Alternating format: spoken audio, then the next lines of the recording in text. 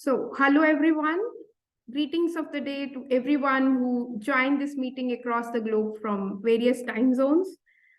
Under the inspiring project entitled Empowering the Steps of Science Players Wearing Science Diplomacy Shoes, we proudly present a unique initiative crafted by the vibrant collaboration of science academies of India, South Africa, and Nepal. This project is sponsored by the prestigious Inter-Academy Partnership under IAP Competitive Grant 2023 scheme. And on behalf of all the team members, it's my honor and privilege to welcome our distinguished guests, esteemed colleagues, resource persons, and budding science enthusiasts on Event 1. Empowering the Steps of Science Players, the project title itself captures the essence of our mission.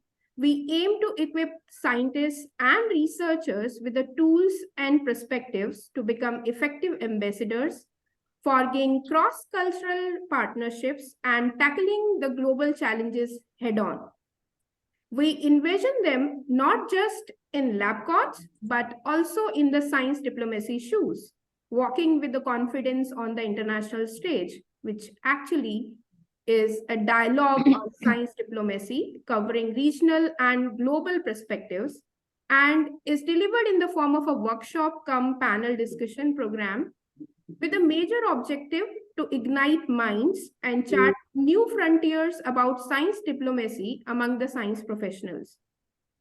So before we explore the program's specifics, let me paint a vivid picture. Imagine a world where scientific advancements weave the tapestry of international relations, where collaborations transcend borders, and where shared knowledge paves the way for a sustainable future. This is, my friends, the very essence of science diplomacy. Today, renowned experts from India, South Africa, and Nepal, along with the international delegates, will engage in stimulating discussions on science diplomacy. And we will explore the multifaceted landscape of science diplomacy, navigating the regional prospects and examining its global impact too. And for this workshop, we involved a diverse science background professionals of masters, PhD scholars, academicians, and scientists, and crafted them into teams more inclusively, taking care of all levels, the gender balancing, and cross-country involvement. So this is not just a workshop, it's a platform for knowledge exchange, a breeding ground for innovative ideas, and a springboard for collaborative action. So on behalf of all the team members, we invite you and with an inquisitive mind gathered here to actively participate, be involved, ask questions, and contribute your unique perspectives. So without taking further time, let's invite Dr. Rajendra Dhaka, who is chair of Indian National Young Academy of Sciences, the lead academy for this project, to share his valuable thoughts. Rajan, please. Thank you, Kalpana. Good morning, everyone. I hope you all can hear me. Yes. Okay, so good morning and wishing all of you a very happy new year 2024. With this and on behalf of INYAS, let me welcome all the colleagues and participants from India, Nepal, South Africa, as well as other parts of the world who have joined this session through Zoom platform. I also welcome all my INYAS colleagues who have joined this session.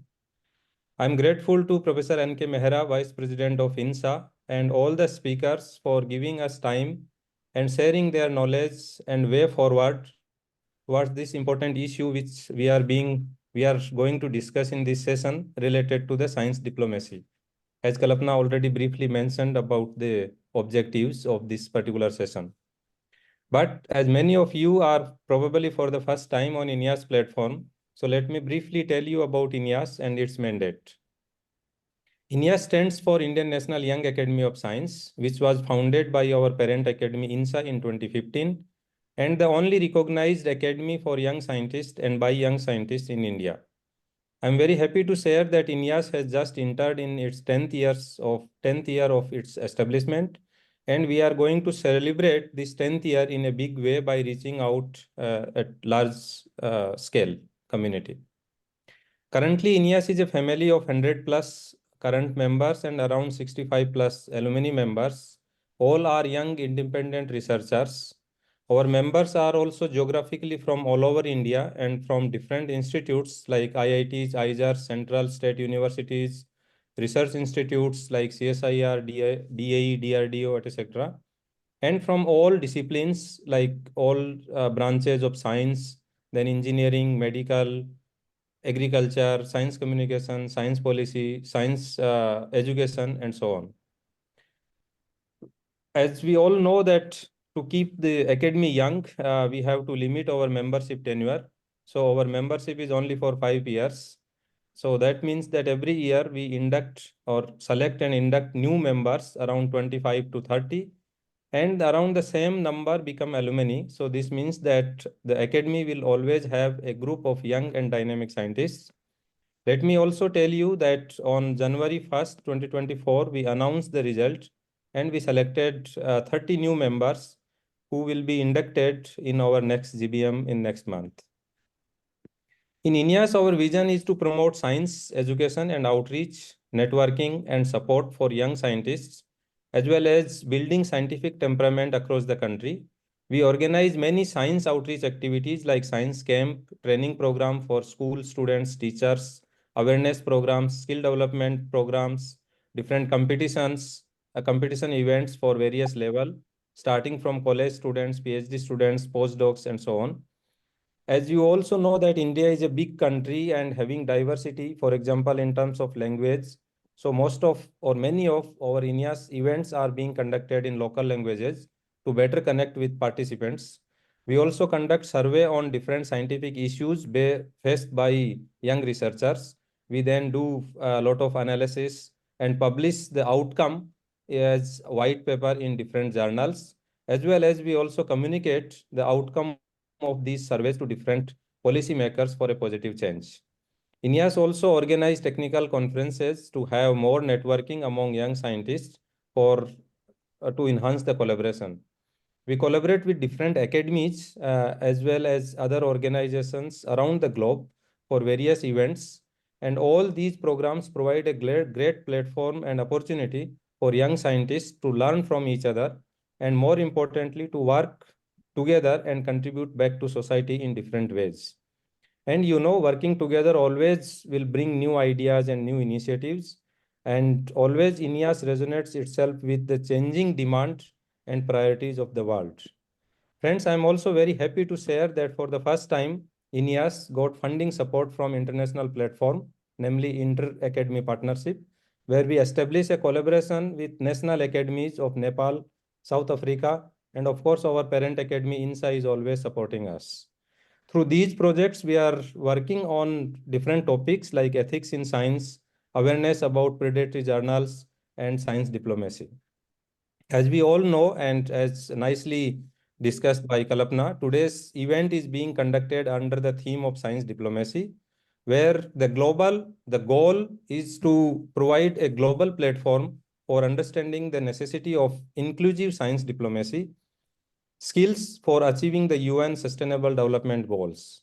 This workshop-cum-panel discussion, as Kalpana mentioned, will enhance the understanding of participants for all of us in the interlinked fabrication of science, technology, and sustainability, policies, and international relations to address the burning challenges and thus shaping science policy at both national and international levels. This initiative provides a platform to scientific stakeholders across various fields to contribute in formulating science policies and rectifying if there are any loopholes in current practices which are being followed.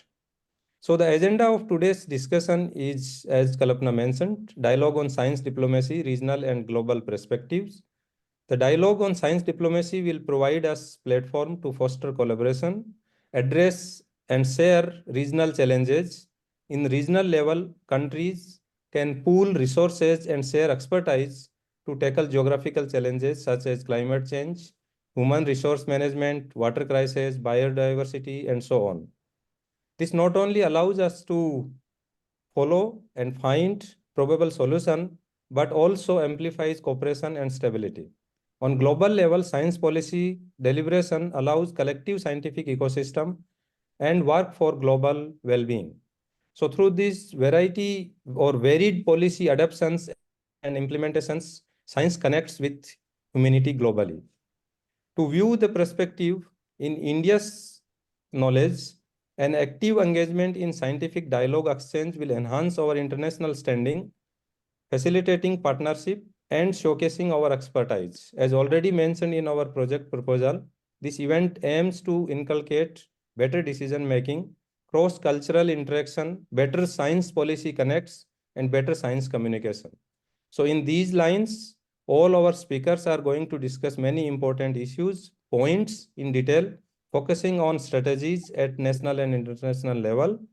And I'm sure that this discussion, this session is going to be very useful, very beneficial for all young scientist community greatly. Thank you. So with this, I would like to invite Professor Mehra for his address. Professor Mehra is currently Vice President of INSA. He is by profession doctor. He has been national chair at AIMS, New Delhi, and he has been awarded with many prestigious, many national level, international level awards. He is elected fellow of the World Academy of Science, Indian National Science Academy, National Academy of Science, and many other science academies. He was awarded with the highest level science award in India, Scientist Avrup Bhatnagar Prize for Science and Technology. So with this very brief introduction, I would like to request and invite Professor Mehra for his address. Thank you very much, Rajan. I'm so glad to participate in this dialogue that you have. And I bring greetings from the Indian National Science Academy. And I noticed that this is a meeting between Indian National Science Academy, ASF, or the Young Academy of South Africa. I was in South Africa just last month, interacting with officers of the South African Academy, and of course, Nepal. And this is a wonderful opportunity for you people to really discuss about science diplomacy. Science diplomacy has today become a very important vehicle because there are three pillars of science diplomacy. One is the connect for sustainable development. And you need to really connect. I think gone are the days when a single academy or a single sort of center could do the studies. For taking the science forwards is very important to develop connections, to develop networking and all. And provide evidence-based advice to policymakers. And that's the other pillar of science diplomacy, which is named under information there. And third is the enabling component, creating conditions for independent science, research, and teaching there. There are many examples, there are many successful examples of science diplomacy around the world. And I think the most important example is that of CERN, that European Organization for Nuclear Research based in Geneva, which was established in 1954 after negotiations between about 12 founding members over there. And the whole issue was science for diplomacy in the promotion of a more peaceful world through scientific cooperation. And the second very example I want to give you is during the COVID time.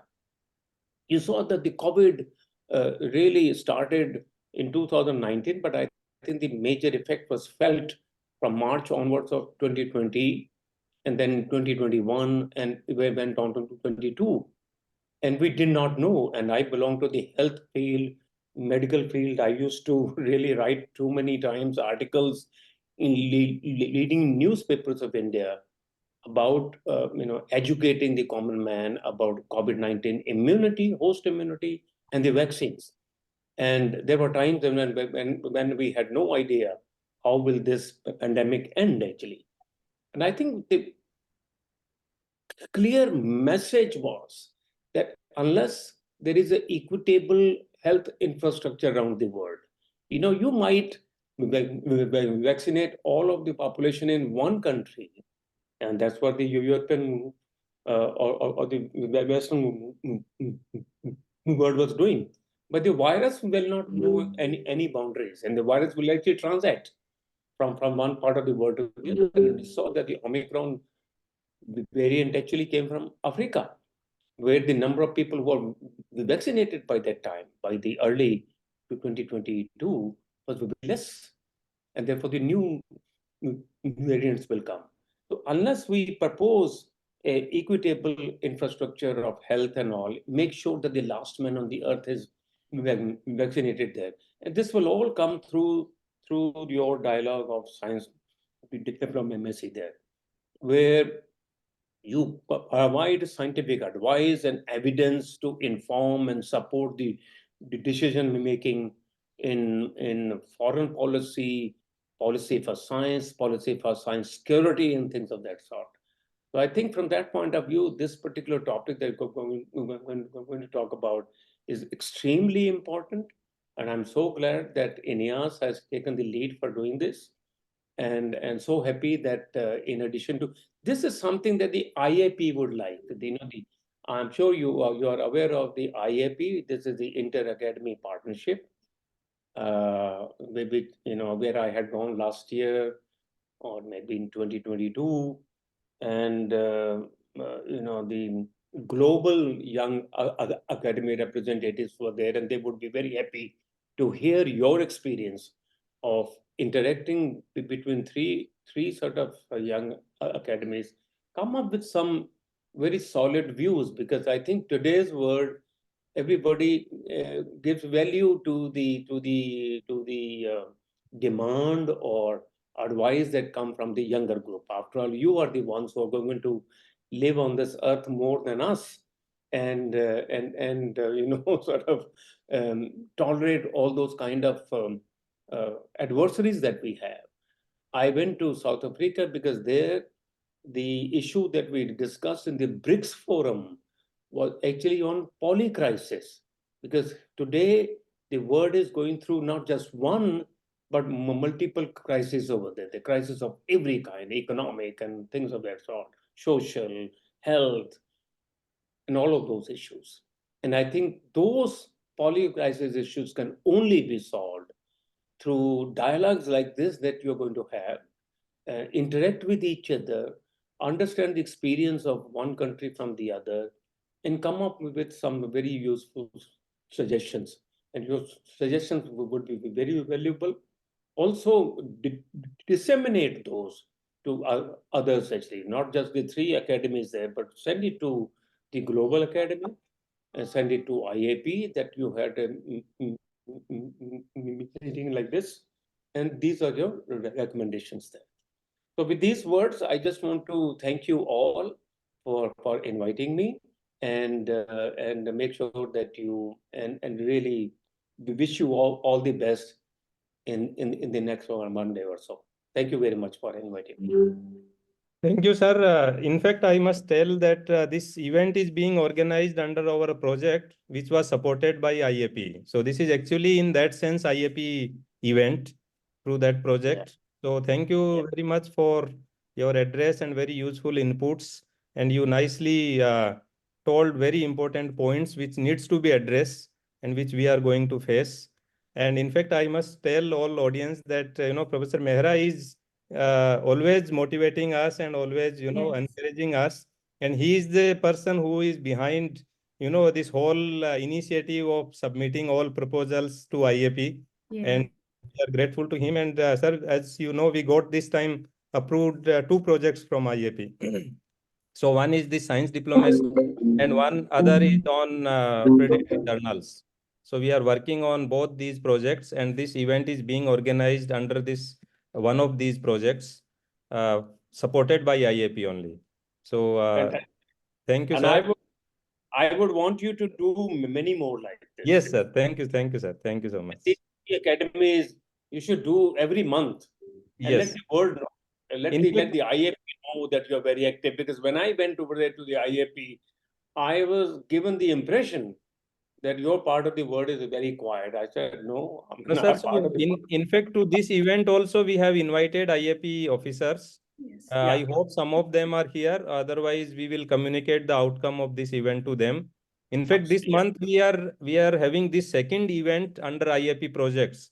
So beginning of this month, we had one event on the other project, based on other project on predatory journals, and this is the second event under IAP projects on the science diplomacy theme.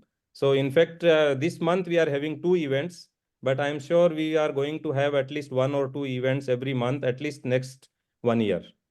Yeah, one or two online, but make sure you also meet in person as well. Yes. Yes. So that is On the plan. That is the plan for next to next month for every for year, this. every year, there should be one in person. Right, right. That we are planning, sir, and we will have that offline event for sure in near Thank you future. very much. Thank you and bye bye. And I have to really go for some other event again. Thank you so much. Thank you, sir. Thank you for your time and useful suggestions. Thank you so much.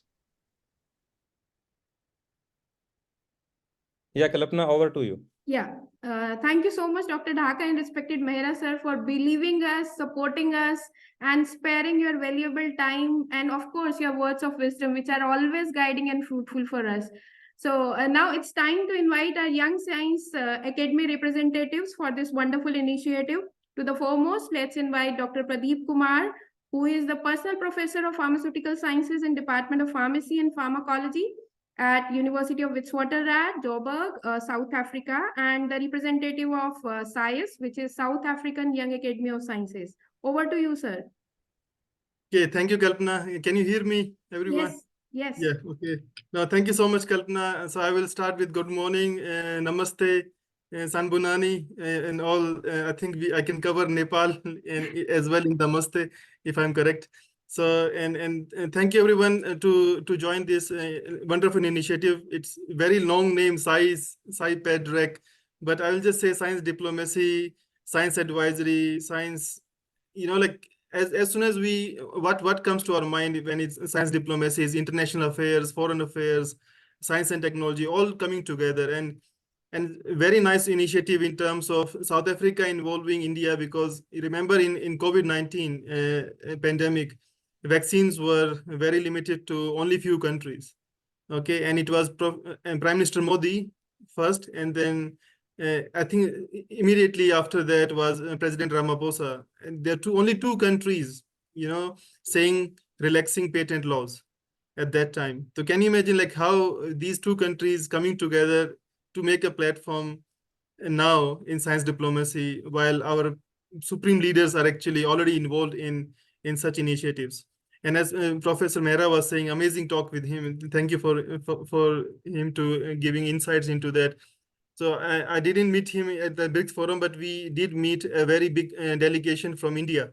I think over 40 candidates from India visited South Africa for the BRICS consortium, and I think 12 was for science and technology. And all of them shared same vision as in global south challenge. Okay, so it's on us now, as participants, as delegates, or as future researchers to see how we can work on the three pillars of science diplomacy, like for example science in diplomacy, science for diplomacy, and diplomacy for science, all interchangeable and as they fit. Okay, so my bottom line is the scientific discoveries can improve the well-being of human beings, and it should not stay only in the labs. Okay, and if it stays in the lab, it goes to commercial, but it's not commercial only in a very small cohort of patients, a very small cohort of countries, very small cohort of but it should be universal. Okay, and we must work as science diplomacy as activists, I will say activism kind of thing, not scientists but activists, and work towards getting the science and technology to everyone all around the world. Okay, so I wish all of you a very best with the workshop. I will not take much of your time. We have a very long program today, and thank you to Kalpana, Dhaka sir, and Basant sir for making this happen, and thank you for the collaboration. I think there are several members of SciAS joining as well. I can see already, and so sorry for joining late. My Zoom was was updating for no reason. Okay, so as soon as I open it, it starts updating. But I wish you all the best and have a good day and have a good workshop. Thank you. Thank you so much, Dr. Kumar from SciES, for graciously accepting our invitation to at least initiate that impactful project, and somehow we made it fruitful by getting it funded. And right now, describing the concept so well to all the participants, I'm sure everyone could actually got the insights about the concept of science diplomacy as of now. Now, may I take the privilege to invite another collaborator, Dr. Basant Giri, who is the chair, Kathmandu Institute of Applied Sciences, Nepal, and representative of National Young Academy of Nepal, NYAN. So please. Good morning, everyone. Thank you so much. Thank you for coming to this event, all the guests and the participants. We are so glad to work together for this event.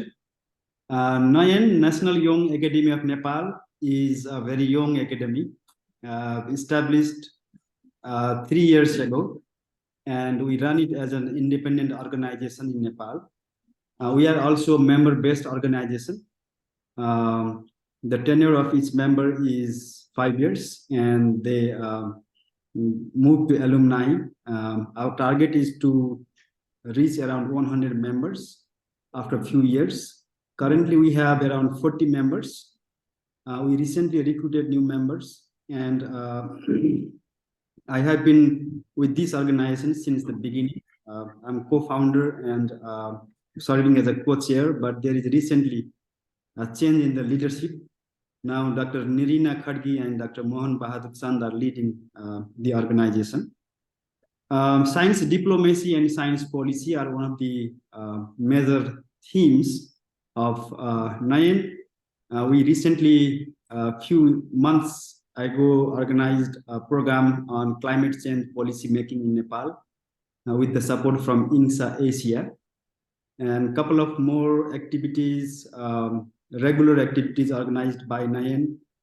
Is one of those is the what we call the NICHOD. I think similar activities are also organized by other young academies. NICHOD is a nationwide competition of research students, both undergraduate and graduates, where they present their thesis research in 3 minutes. It's like a 3MT kind of, but a little bit modified in our context. So we organize that on a regular basis. We have also been actively working on to make young researchers aware about research ethics, including the predatory academic practices. We ran a project also supported by IAP last year about the predatory academic practices. With that, I hope, so this is the first event of this project, and there are a couple of more events lined up just to inform our participants. I hope this is a very fruitful event. I wish a big success. And I hope by the end of this event, the participants will have some important take-home messages from our distinguished panels. Thank you so much. Thank you so much, sir, for making the participants aware about NYAN and the activities that you are undergoing as Young Academy at Nepal, and undertaking that sustainable future through science and technology development. So together, let's spark a vibrant dialogue that shapes the future of science diplomacy, not just in our region, but on the global scale. So every participant, I'm sure now you're ready to lace up your science diplomacy shoes and join us on this transformative journey, isn't it?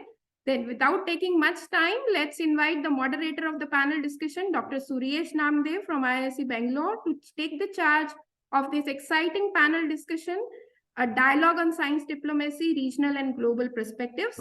And at this moment, I'm sure that every participant has got their team number and the name of the coordinator who is actually taking lead for that particular team.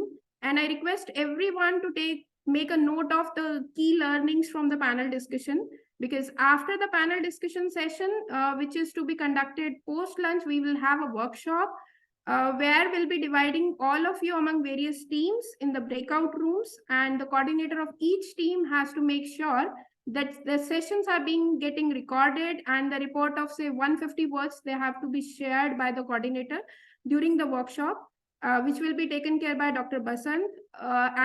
This will be followed by very short assignment, which will keep you all networked and connected even after the workshop.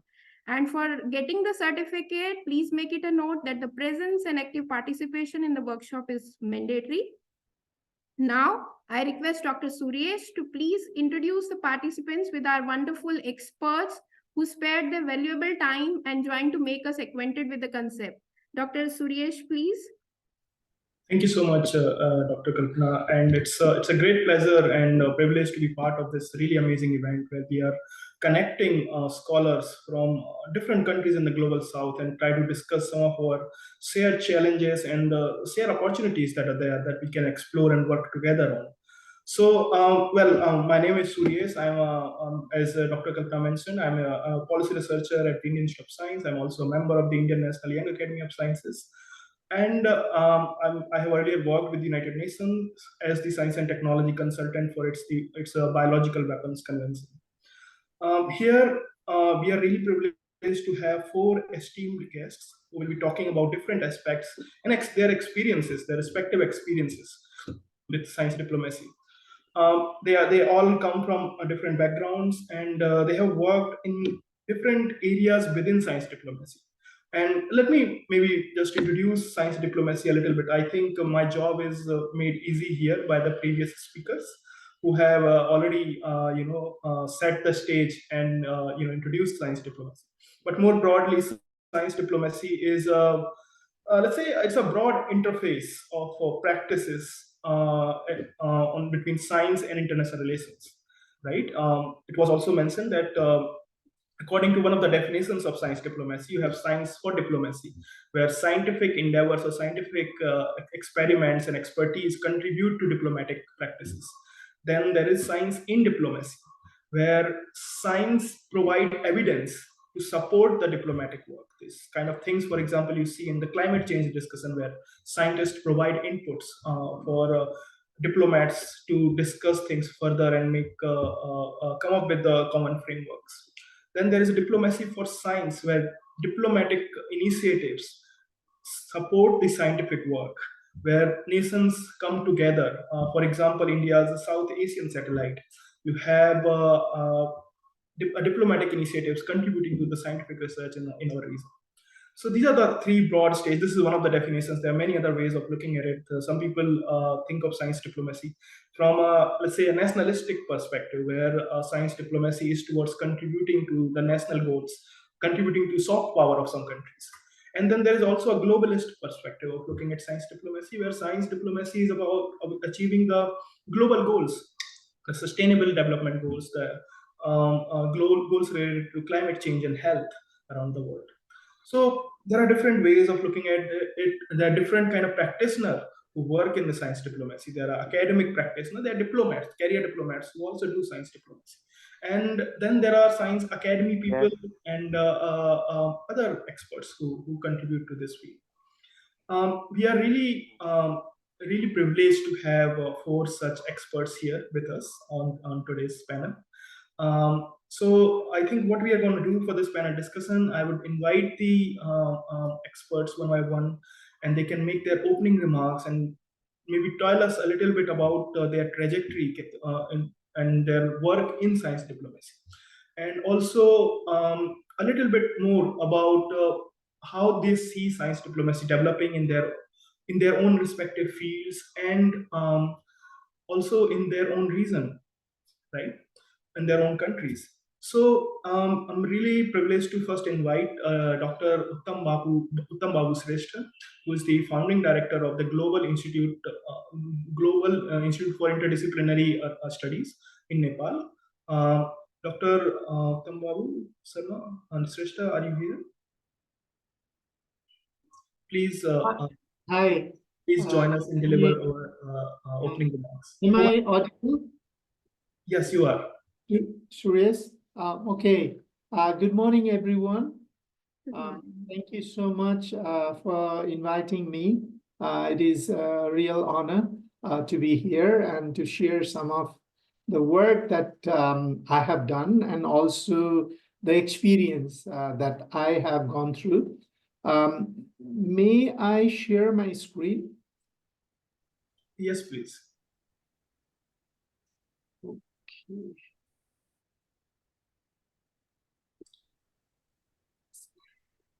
So now you can see my screen, can you? Yeah. Yes, we can. Okay. Yeah, several aspects of science diplomacy has already been talked about, but let me talk a little bit, go little bit deeper into that. So can anyone guess who is this person? It's because it's a very world picture and it's very hard, but you know, this gentleman, his name is Dr. Francis Buchanan Hamilton. He came to Nepal in 1802. 1 year after Nepal and East India Company signed a friendship treaty in 1801, almost 220 years ago. This diplomatic treaty between Nepal and East India Company allowed him to come to Nepal, and he stayed Nepal for almost 14 months and collected around 1,500 plant specimens from Nepal, out of which 1,100 plants were new to science. You can imagine those days, And so this begins the first scientific, or I would say botanical exploration in Nepal, resulting in the publication of the first flora of Nepal we call Prodomus flori nepalensis in 1825 by David Dunn. This is the book. And this is a great historical example how diplomacy advances scientific exploration or scientific studies in Nepal almost 220 years ago. So when you see this example, you can see clearly diplomacy for science, which is one of the three pillars that we have already talked about. There are three pillars basically, diplomacy for science, in which diplomacy advances science. And there are other kind, science advances diplomacy, we call science for diplomacy. And science informs diplomacy, science in diplomacy. And there are, in recent days, there are in various diplomatic effort, science is used with ethics. And so science and diplomacy for people. And, as in his opening remarks, Professor Mehra talked about CERN and other examples. This is, I would say, internationalization of research, where, the influence of science in relations between the country is a key aspect. So these are some of the aspects of science diplomacy. And, I gave you the historical account of the diplomacy for science, but this region, the region I'm talking about is South Asian region. This region, as Suresh also mentioned, one great example of South Asian satellite. And we also have other examples. For example, this ECMOR, this is the intergovernmental organization, formed by the 8 countries of this Indus Himalaya region.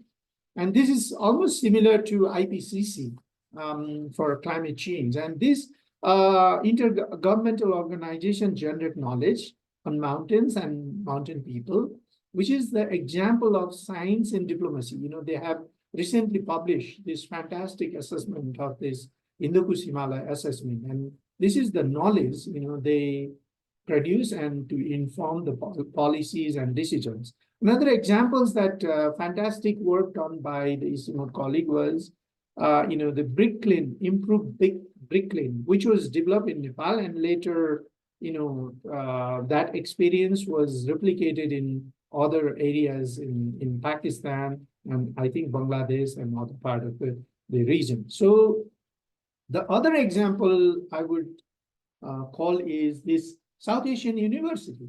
This is another great example how this science advances diplomacy. And the success of this, South Asian University is more like, how this scientific studies, that will help, by bringing the scholars from different countries in this region and train them and share the knowledge and produce the knowledge relevant to us. But despite these success stories within South Asia, if we compare South Asia with other part of the world, for example, with this European Union, which is also the regional institute like SAARC. In South Asia, we have SAARC, and you can see the parallel between the EU and SAARC. So almost, those idea of regional collaboration or cooperation that started, right after the Second World War. And in EU, we call this Hague Congress, which was started in 1948, and Asia Relation Conference, just 1 year before that, 1947. And you can see those parallels, they conceived the idea of this regional cooperation almost in the similar time, and they established, SAARC officially in 1985, and the Maastricht Treaty that allowed the formation of the formalization of this European Union was done almost like, I would say, 8 years after that. And now you can see, they have the common currency and common parliament and whatnot, right?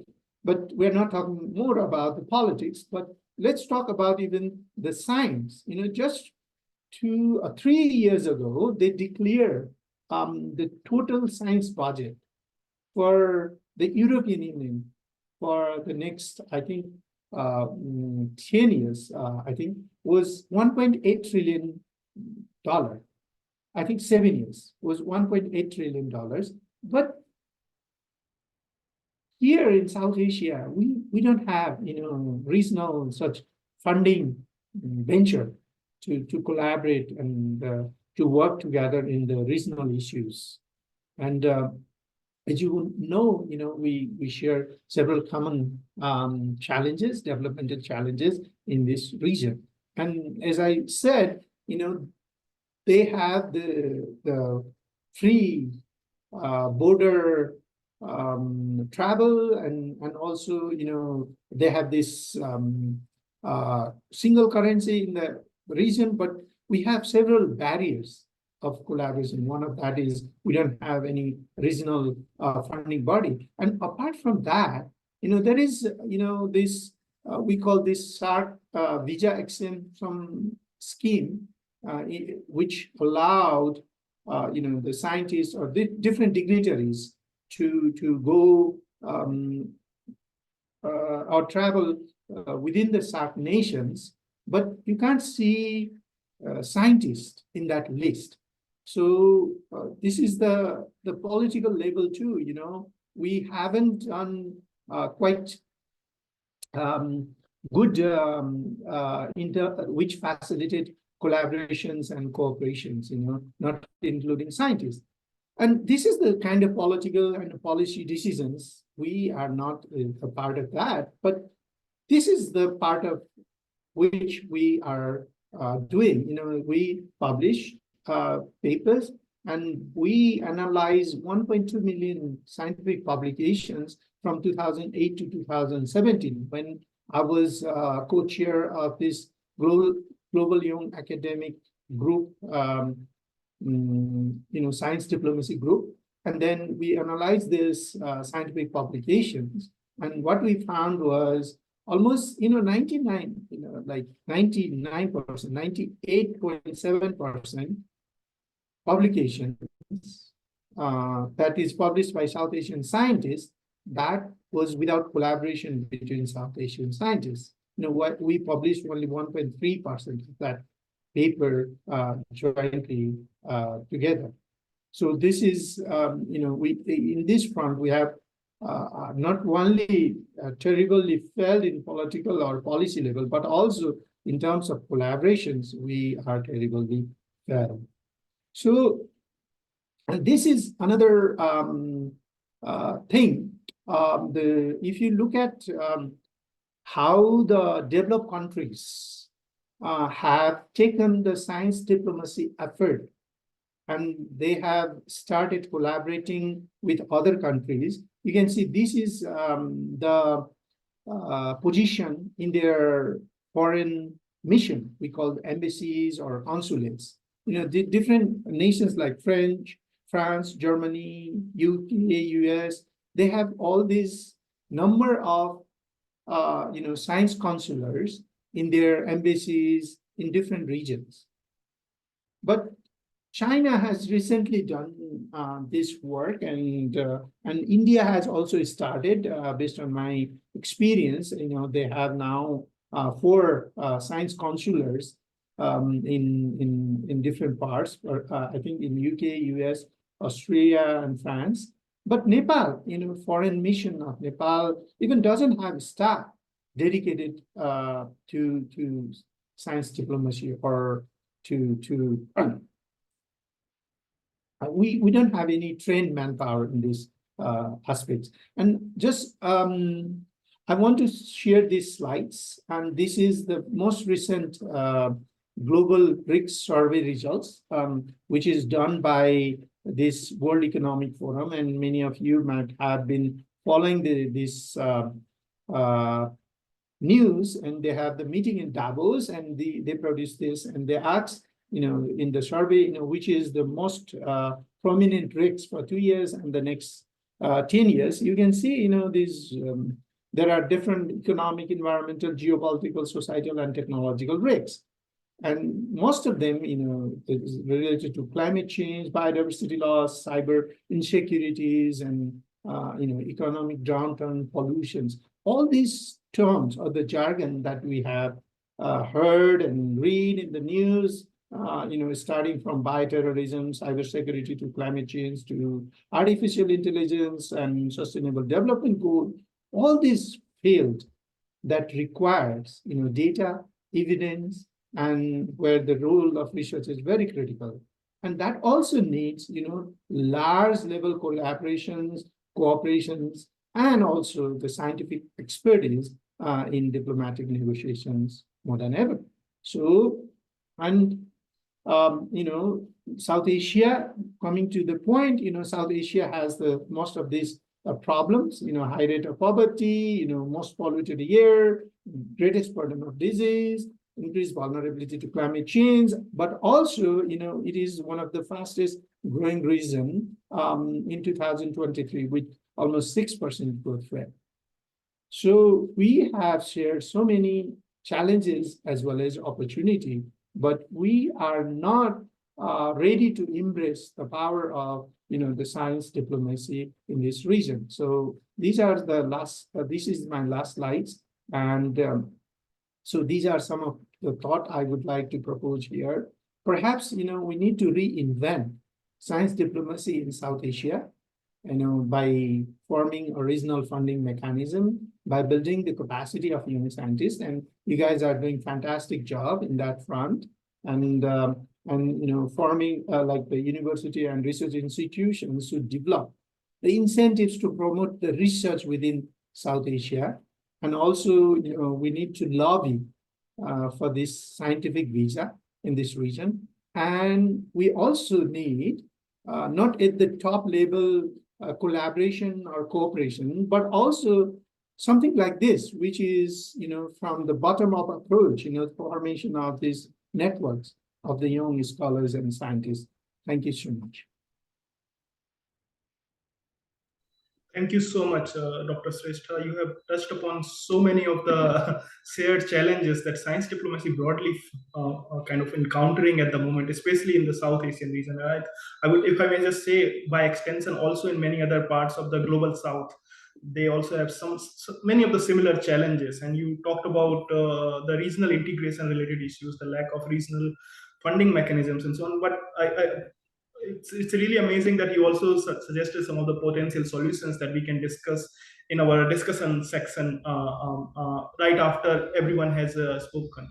So I think how we are planning to do this is we'll have all the speakers one by one, and then after that we will have the discussion session where all the participants are invited to put on the Q&A. They can either just post them in the chat box, or they can they can just raise their hand and turn on their mic and speak. I would once again like to thank you so much, Dr. Shrestha, and we'll get back to you with more questions that I'm sure participants will be having about this. So thanks again, and then it's my pleasure to invite our next panel member. It's Dr. Usisifo Fellini. I hope I'm pronouncing your name right. She is an associate professor of at the Institute for Nanotechnology and Water Sustainability at the University of South Africa. She is a scholar, worked in different areas, but she has also many achievements and worked in the area of women in science. So we look forward to hearing your insights on this. Over to you, Dr. Fellini.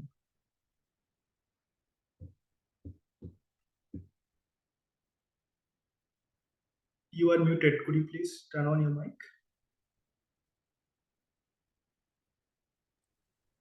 Oh, thank you so much for this platform. As you've mentioned, my name is Usisifo Fellini from the University of South Africa.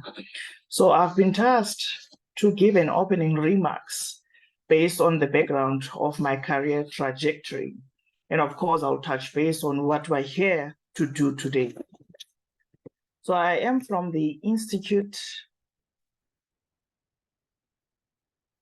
Sorry about that. I am from the Institute for Nanotechnology and Water Sustainability in Johannesburg campus. And under this institute, we have the head of our department, of course, and our institute is broken down into two focus areas. So we have a nanotechnology focus area and water sustainability focus area. So under these umbrellas, we have thematic areas. So under the nanotechnology focus area, we have three thematic areas: applied electrochemistry, where I belong to, and I lead the team. We also have, water sustainability thematic area. But of course, what I will talk about is the background of what I do. So under my thematic area, what we do is we prepare nanomaterials, we characterize them and apply them in various applications. So in this case, we apply our nanomaterials that are synthesized in water sensor technologies. And we have another theme, which is energy technologies or systems. But because, as I've shown in the previous slide, that we are a group of 6 staff members, so we needed to find a way of coming up with strategies on how we could use the synergy in terms of our research expertise. And of course, use that expertise on developing a theme that would make us participate, which is the capacity deionization theme.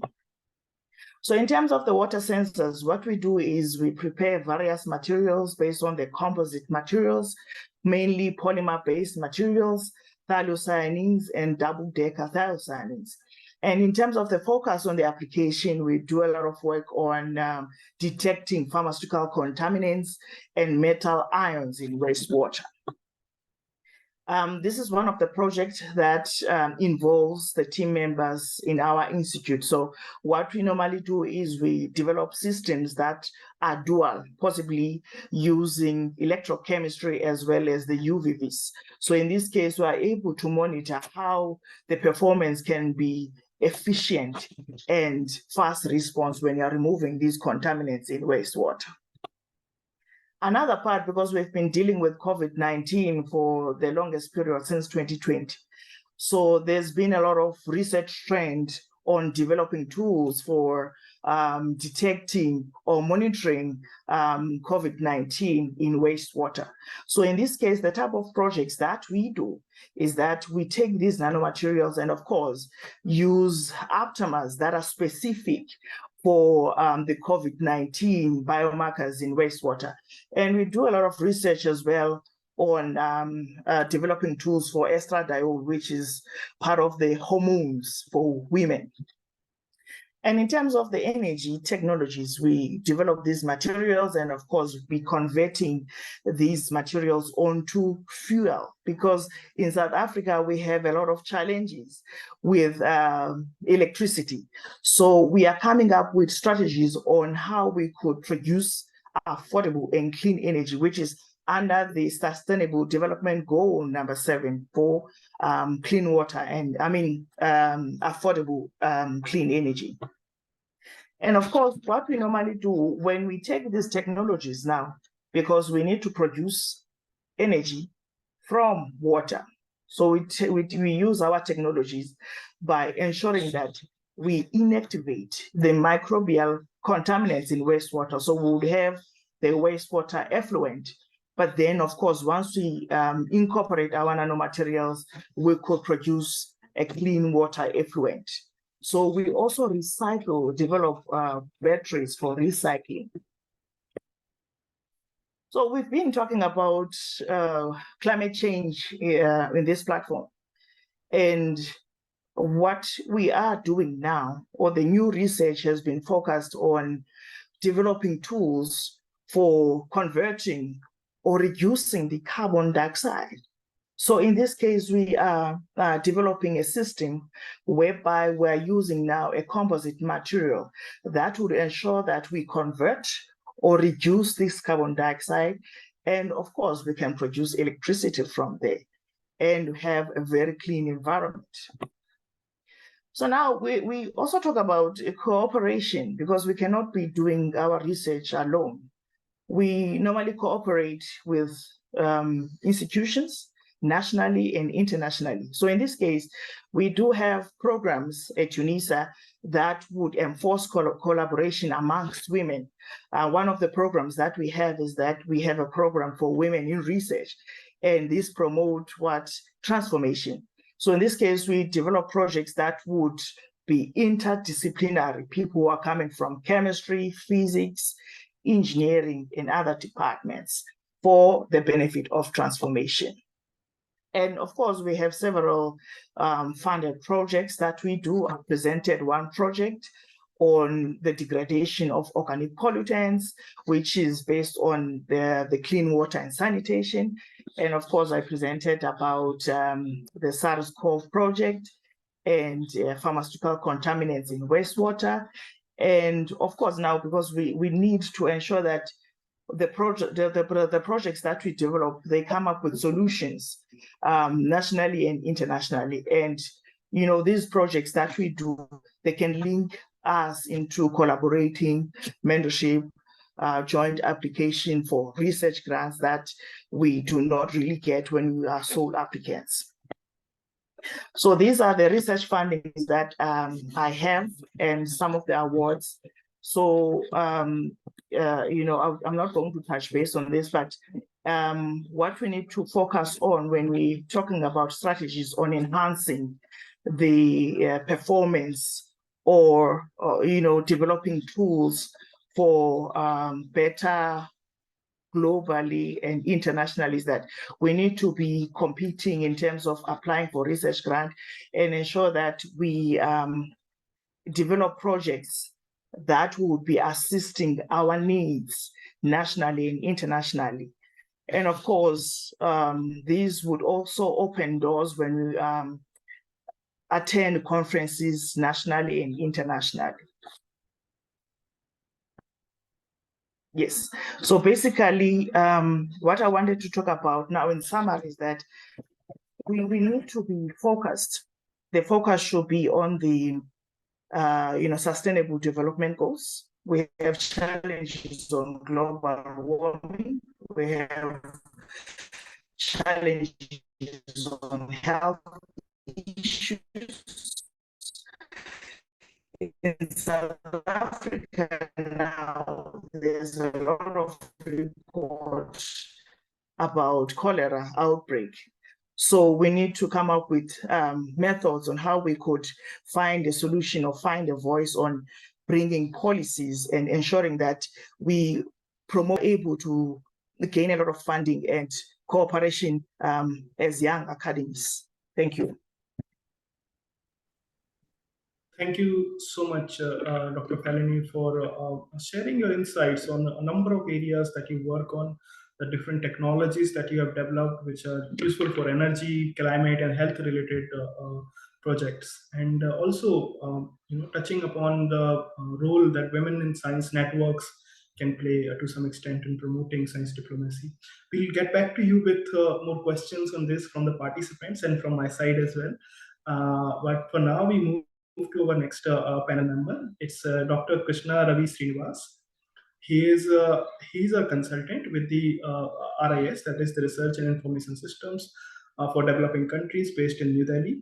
He is also working with the STI program within RIS. He has published extensively in the area of science diplomacy, intellectual property rights, and open source innovation, and also on traditional knowledge. So there's so much that he has worked on, and there's so much to learn from him. So over to you, Dr. Srinivas.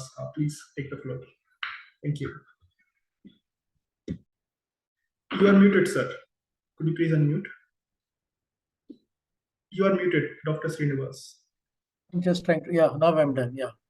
Thanks, Dr. Kalpana and Dr. Suyesh, for this wonderful opportunity. And I congratulate the organizers for organizing a very important theme-based workshop for the young scientists. It's important that young scientists get accustomed more, better understanding as to how they can also benefit from science diplomacy. I will begin my presentation or my short talk with a homage to my colleague, Dr. Balakrishnan, who expired very recently, just a few days back. And he's one of the pioneers of science diplomacy in South Asia, particularly in India. Someone who had been a part of the Indian Foreign Service for more than almost 4 decades, with stints at IAEA and then Vienna, and then also played a very major role in establishing the International Center for Genetic Engineering and Biotechnology at New Delhi in collaboration with Government of India, UNIDO, and Italy. So at RIS, we started the science diplomacy program formally in 2017 with a high-tech program, that is the program on science diplomacy for experts and others from abroad, mostly from the developing countries in Africa, Asia, and Latin America. And then for 4 years, we conducted that. After that, post-COVID, we couldn't do much on it. Why we look at science diplomacy is that science diplomacy is not something that needs to be perceived in terms of the 3 ways it is being talked of: science and diplomacy, diplomacy in science, and then science for diplomacy and all. I think we need to go beyond that, particularly when it comes to developing countries. We should not get bogged down into those 3 or 4 ways of looking at it. That's why, as a case study, we did one publication by Dr. Siddhartha, who was actually part of the Indian government's advisory board on negotiations for the nuclear weapons conventions also. So he taught in terms of the new lexicon for science diplomacy. So what the new lexicon for science diplomacy, particularly from the global south, that we need to look into. That publication you can download from RI's website. It is easily available. That will give you much food to think in terms of science diplomacy from a southern perspective. Now, there are many ways of looking at science diplomacy in terms of, mega projects, international S&T collaboration, also in terms of science diplomacy for specific emerging technologies and all. These are all fine, but see, what is also happening, which we also need to realize, is that in the recent years, particularly after the Ukraine war, there have been a lot of doubts and then also a sense of skepticism about science diplomacy in the literature.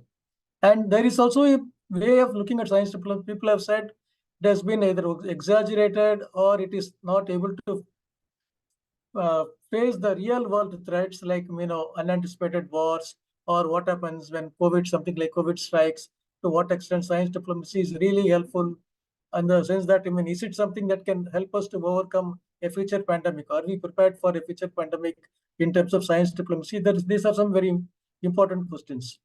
One way I think is also equally important is that both the Ukraine war as well as the ongoing conflict in Israel and Palestine has shown us that international solidarity and international cooperation in any matter cannot be taken as granted. And the geopolitics, the global politics always impact science, particularly scientific collaboration, science in international affairs very much. So science diplomacy has to take a somewhat a pragmatic perspective that there will always be collaboration, there will always be a win-win scenario, always be a good scenario. There are occasions that could be there when the normal scientific collaboration may not happen, or even if they happen, they are constrained by various factors. The other thing which is also equally important for us to look at science diplomacy in future is that if we have so much potential of science diplomacy, why is that it is unevenly explored or unevenly exploited or harnessed across the world? The previous speaker told about the European versus South Asian case. This is an interesting one which we need to really look into. But more than that, what is happening and what is also important for us to understand, whether you talk in terms of regional collaboration or talk in terms of big science projects, how do we factor in South-South collaboration in science diplomacy? For example, if we think that science diplomacy in South Asia has not delivered as it was expected or has been a failure except for a few things, how can we ensure that South-South collaboration can come in handy or can be a major tool to overcome some of the limitations? One limitation which we face in South Asia, and which the Europeans did not face, was that the Europeans in the post-Second World War realized the need that if they have to survive as a continent or as a bloc, particularly during the post-Cold War and even later, they have to be united on certain matters. And then they also felt the need for a larger and greater common market across Europe so that their capacities, their individual economic competitiveness, as well as their strengths can be put together and then for mutual benefit. On the other hand, they also developed institutions that could support their science technology capacity across the countries through collaborative research and then to collaborative programs in various aspects. And in addition to that, one of the first collaborations or the first thing started with free movement of materials and the sharing of energy. So these material conditions paved a great way for European science diplomacy, because ultimately European science diplomacy, or for that matter, European programs like Horizon 2020 or the earlier framework programs are built on something what they call as European identity or European values. So those were the founding principles that ensure that irrespective of their political differences or irrespective of their differences in various geopolitical matters, they could come together, stick together, and then do something. Now, it is a paradox. It's also an irony in one sense that it was Europe that laid the founding stone, or started with the way for the one which we see in Middle East, because they had a successful example of CERN. So they used that very creatively and very cleverly when they wanted to engage with Middle Eastern science powers, and then they proposed to Jordan, then they could get it done. On the other hand, we are not even able to move a step beyond one or two initiatives, that too by India in this. So this again is a major question of regional identity, regional values, and more importantly, how countries in the region feel about it.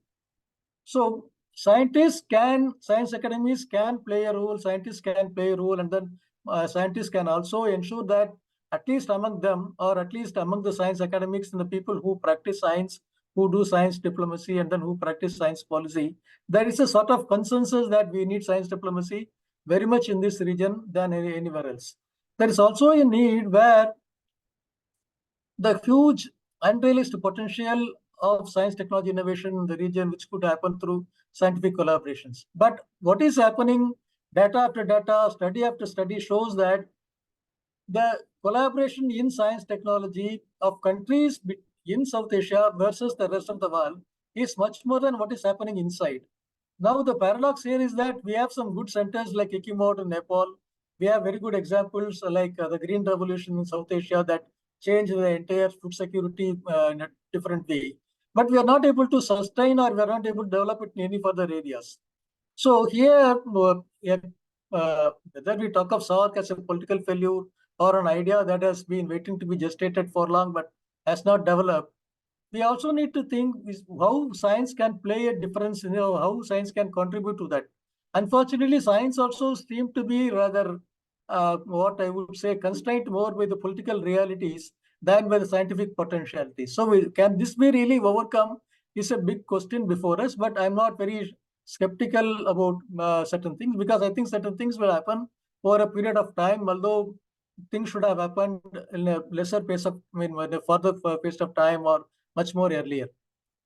So what science academics or INYAS can at least do is that they can at least facilitate more inter-institutional collaboration, think in terms of not mega science projects or not projects that run into hundreds of crores with sophisticated equipments or sophisticated facilities, which again, involve huge infrastructure, huge support from the states. Rather, bilateral three-country collaboration on some very specific science-related projects, which could again be a trilateral one, like even if we bring in North-South-South or North-North-South collaboration, that could be helpful.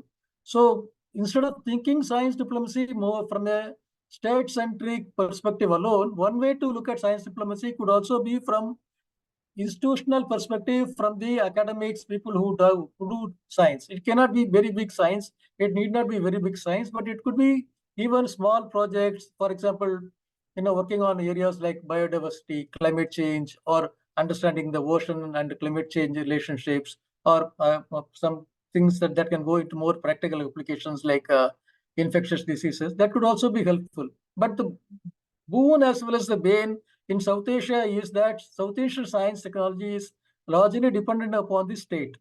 So how to avoid this constraint or how to overcome that, again, is a big question, because the private sector in Europe or the private sector in USA is much more supportive of many such initiatives, and then they can also be someone who has got the wherewithal to support it. Here it is squarely lacking, so we again and again have to depend only on the state. And again, though, any conflict or any issue that pertains to state again gets badly affected by the geopolitics. So these are some of the things we need to be very much aware of. But if we go beyond science diplomacy, go beyond that traditional three-way of looking at science diplomacy, we need to develop our own discourse, our own narrative on science diplomacy, where we bring in that what else we can do, how we can contribute to global science diplomacy discourse and practice. The Europeans are well organized. They're not only well organized, they also know that how they can interact with Africans as well as the people in Latin America through science diplomacy.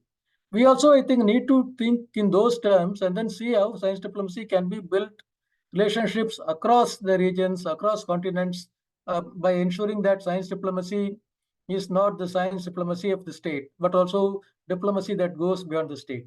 So I think time we start in things think in terms of science diplomacy beyond the state, and also the three standard ways of looking at it. Maybe we can make a small beginning with that, and then maybe associations like INYAS can help scientists and others to think on those terms. Thank you. Thank you so much, Dr. Srinivas.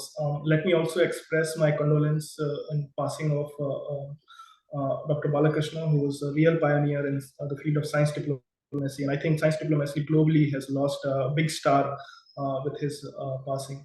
So my condolences, but also thank you so much, Dr. Srinivas, for bringing that kind of a conceptual understanding of science diplomacy from the global south and explaining it to our participants and to all of us.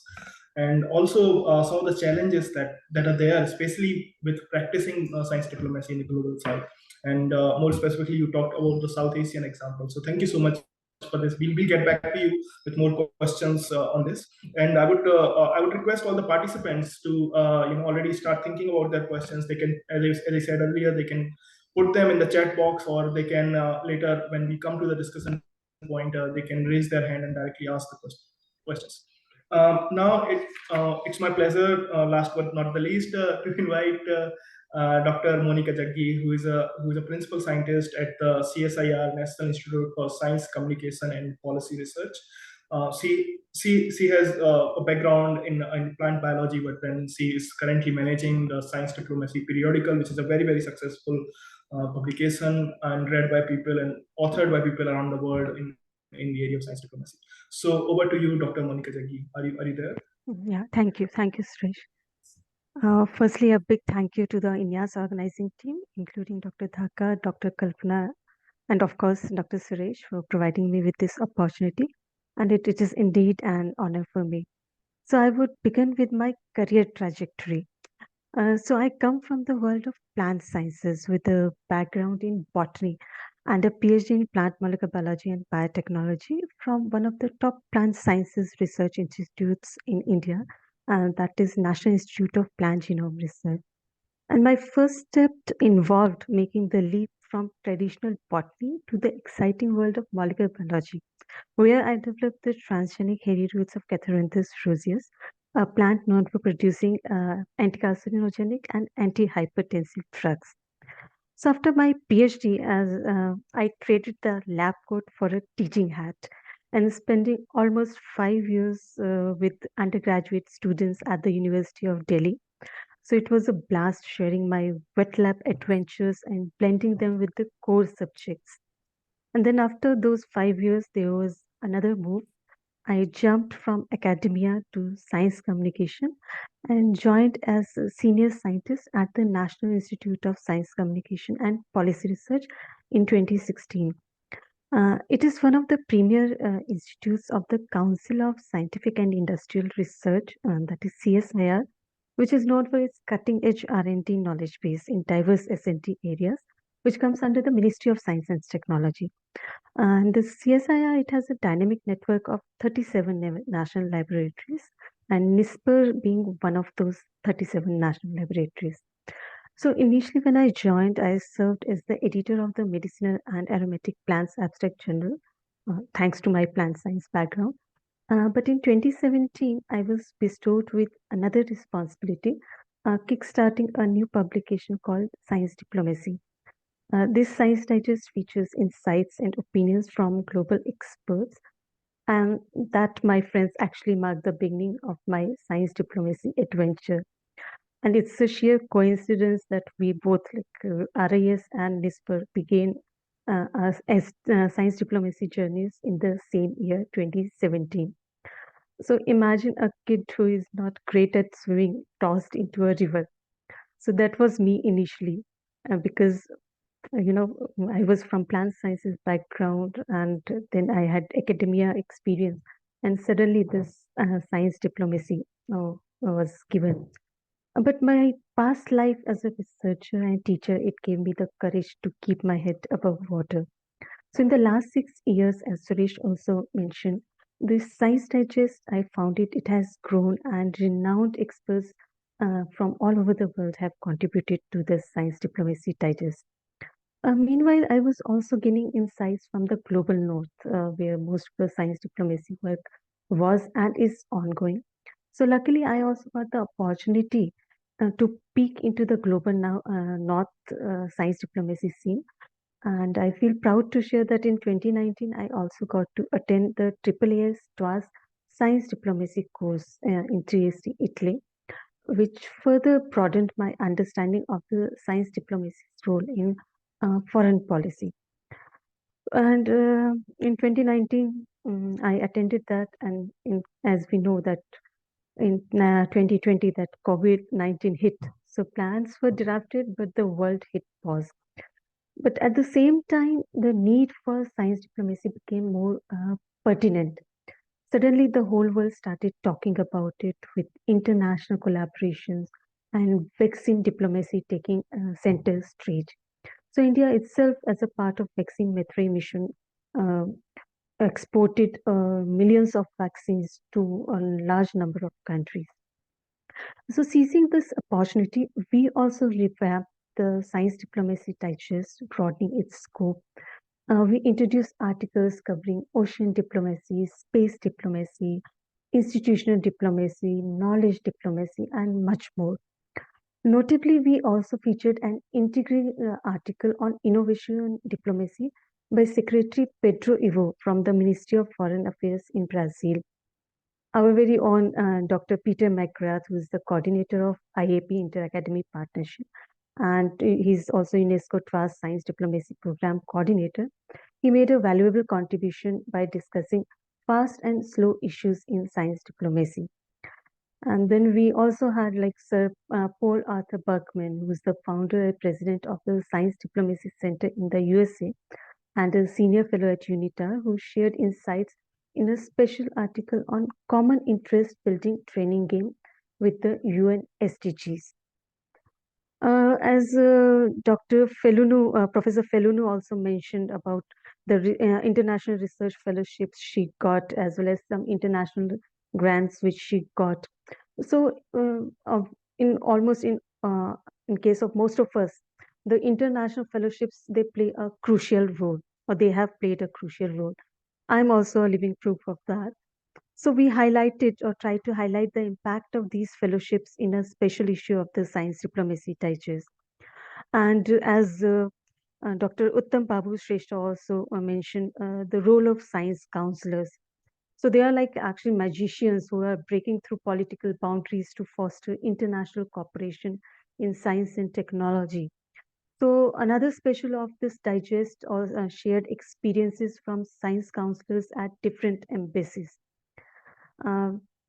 We also know that today's decisions shape the future of science, tech, and innovation in future.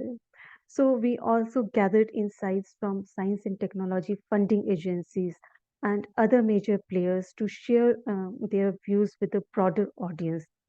So the goal which we have, it is basically to underscore the areas for future collaboration where international cooperation is essential, be it in addressing climate change, pandemics, or other global challenges.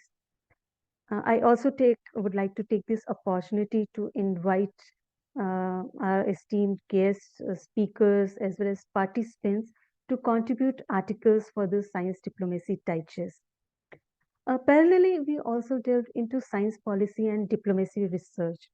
We conducted a survey on science diplomacy strategies in selected Asian countries, which revealed a lack of specific strategies, as mentioned by Professor Uttam Babu Shrestha also. But we also observed that efforts are underway, particularly in addressing global issues. So this platform is actually a great opportunity for us from the global south. So we should, let's collaborate, interact more, and create a network to strengthen science diplomacy efforts at par or on, as the global north is doing. Just now, Dr. K. Srinivas also mentioned how EU is more organized and how more interactive and, creating connections, networks with Latin countries also. So we should also plan something like that. Our parent organization, like my parent organization, CSIR, it is also engaged in various science diplomacy related activities. It has the International S&T Affairs Directorate, ISTAD division, which plays a vital role in fostering and expanding CSIR's international partnerships. CSIR has also developed the Prabhas portal, which connects, or it is connecting the global Indian S&T diaspora to jointly address societal and scientific challenges. So it has a database of over 6,000 diasporas from 47 countries. Besides, since 2015, India has been organizing the India International Science Festival with a vision to promote and celebrate Indian STI advancements.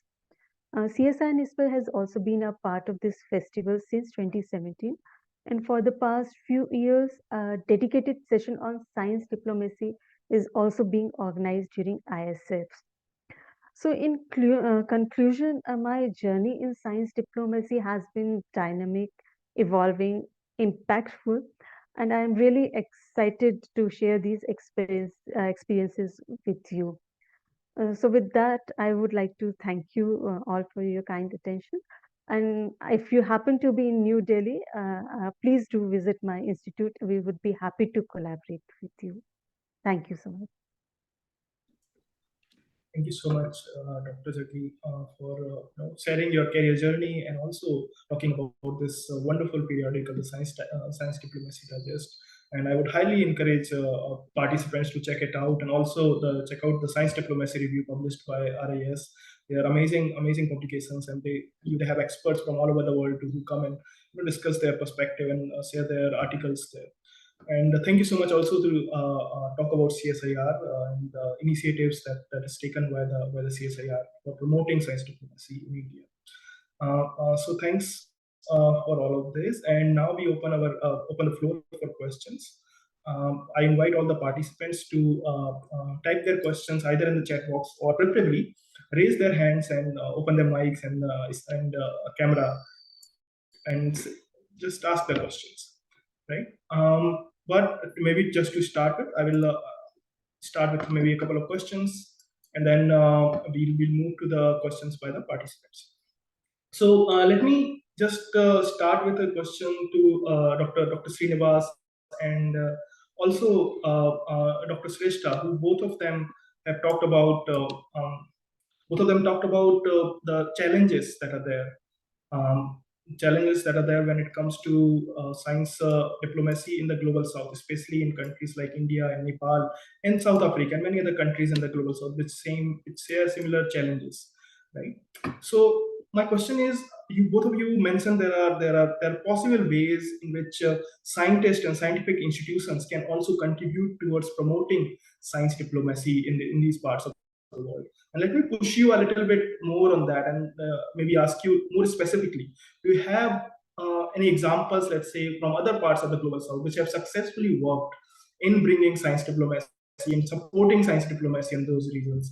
For example, is it possible to create some kind of online platform where scientists from, let's say, one region or other regions can contribute ideas and find collaborations and start working on small science projects also that Dr. Srinivas mentioned?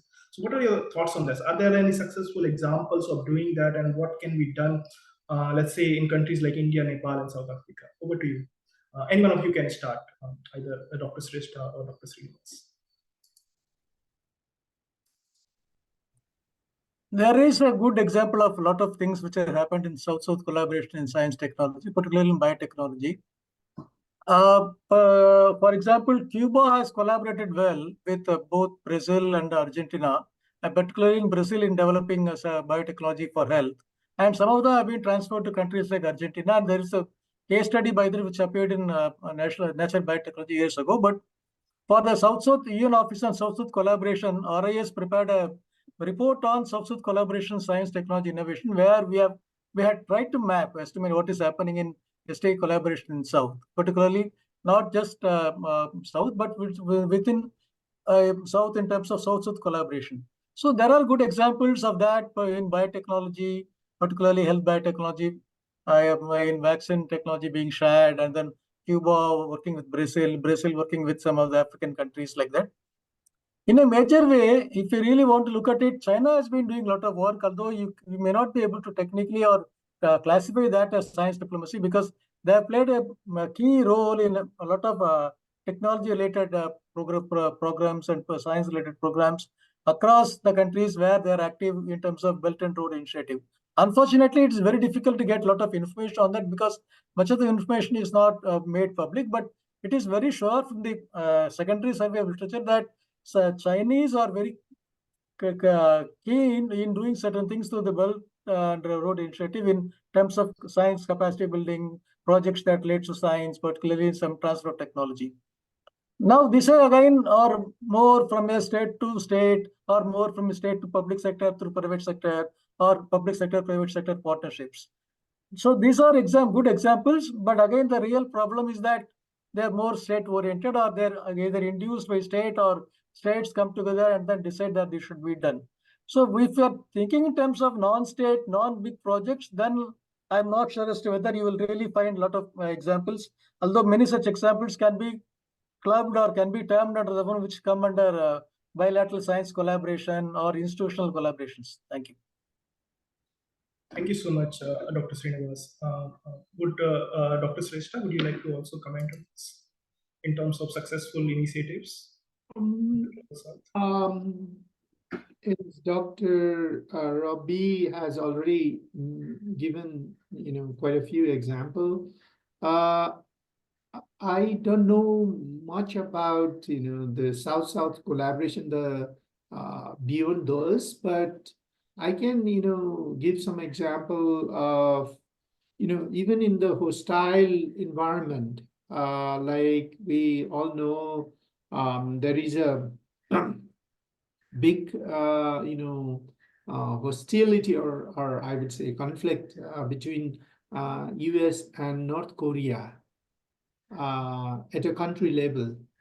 But the University of I think one university in US we call this Syracuse University, and there is another university from Syracuse University from US. That has a partnership with the Kim Chok University of Technology in North Korea.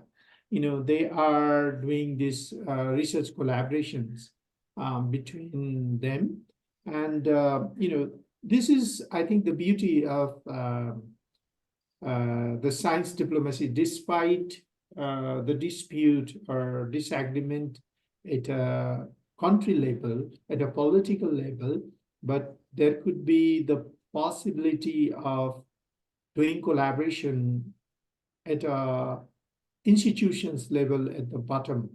So that is one example I just wanted to highlight. Thank you so much, Dr. Shrestha. I realize we have some questions already in the chat box, and there's also a hand raised. I would request the participants to mention in their question who towards whom the question is directed to among the panelists. And before we move to those questions, let me just very quickly ask one question to Dr. Fellini from South Africa. So, Dr. Fellini, you mentioned about the Women in Science Network, and you briefly touched upon also the science diplomacy related work that is going on. So if you could maybe just highlight a little bit connecting these two things, how the Women in Science Network can also be very, very useful in pushing science diplomacy narratives in at least some parts of the global south, where women are often underrepresented in science, STEM related areas. Over to you, Dr. Fellini. Thank you so much for that question. What I did not highlight when I was giving a talk was that we have a lot of policies or strategies that talks about Africa Agenda, the National Innovation System, as well as the National Development Goals. So the reason why I touch base on the women in science is that there's been a lack of women who are doing science for the longest period of time. Hence now there are calls that are related to promoting women, meaning that we have a lot of calls in South Africa called the Women in Science, which means that they identify women who are making efforts in different areas, in scientific different areas. And we also have the L'Oreal Women in Science and other international women in science platform that are raising their voice and bringing the hope that women should come on board and lead so that we can have what we call a transformation. So there's been a lot of challenges in having women leading in the field of science. Hence, we have all these strategies that are bringing women on board to lead and stand a chance of being leaders in scientific areas. Thank you so much, Dr. Fellini, for sharing this. Now I go to a question that I see in my chat box, and this is guided to maybe towards all panelists, but maybe let me move it towards Dr. Jaggi. So here the question is, I have a guidance question for the panelists. How do we as young individual researchers and scientists can contribute positively to science diplomacy initiatives? Sometimes we feel far away from the action, what we want to contribute a lot and have a fresh ideas. Who do we communicate with? Sorry for the last long question. So yeah, this question, maybe you can share some of the insights from the periodical and how some of the young people have been also publishing their thoughts there. So over to you, Dr. Jackie. Yeah, thank you, Suresh, and thank you, Pradeep, for this question. In today's world, so there are, I would say, n number of ways. We are living in a digital age where we have social media also nowadays. Like Twitter and LinkedIn are also one of the platforms, not exactly, but they are one of the ways to highlight your issues. But at the same time, for a scientific community, it is always better to share your insights in a more valid form. So as we mentioned that our digest, the Science Diplomacy Digest publication by CSI and NISPER, it publishes articles related to science diplomacy and science policy. We have RAS Science Diplomacy Review from RAS. So that is also a publication dedicated to such issues related to international cooperation and diplomacy. So these are a few platforms which can be very well used for sharing your ideas, sharing your insights related to science diplomacy.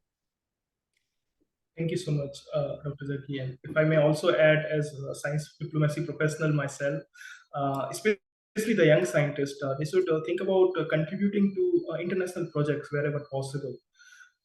If you are having let's say International Science Council has recently announced a roster of experts through which they want to advise the United Nations, and anyone can nominate themselves and become part of such rosters or expert groups where they can provide science and diplomacy kind of advice.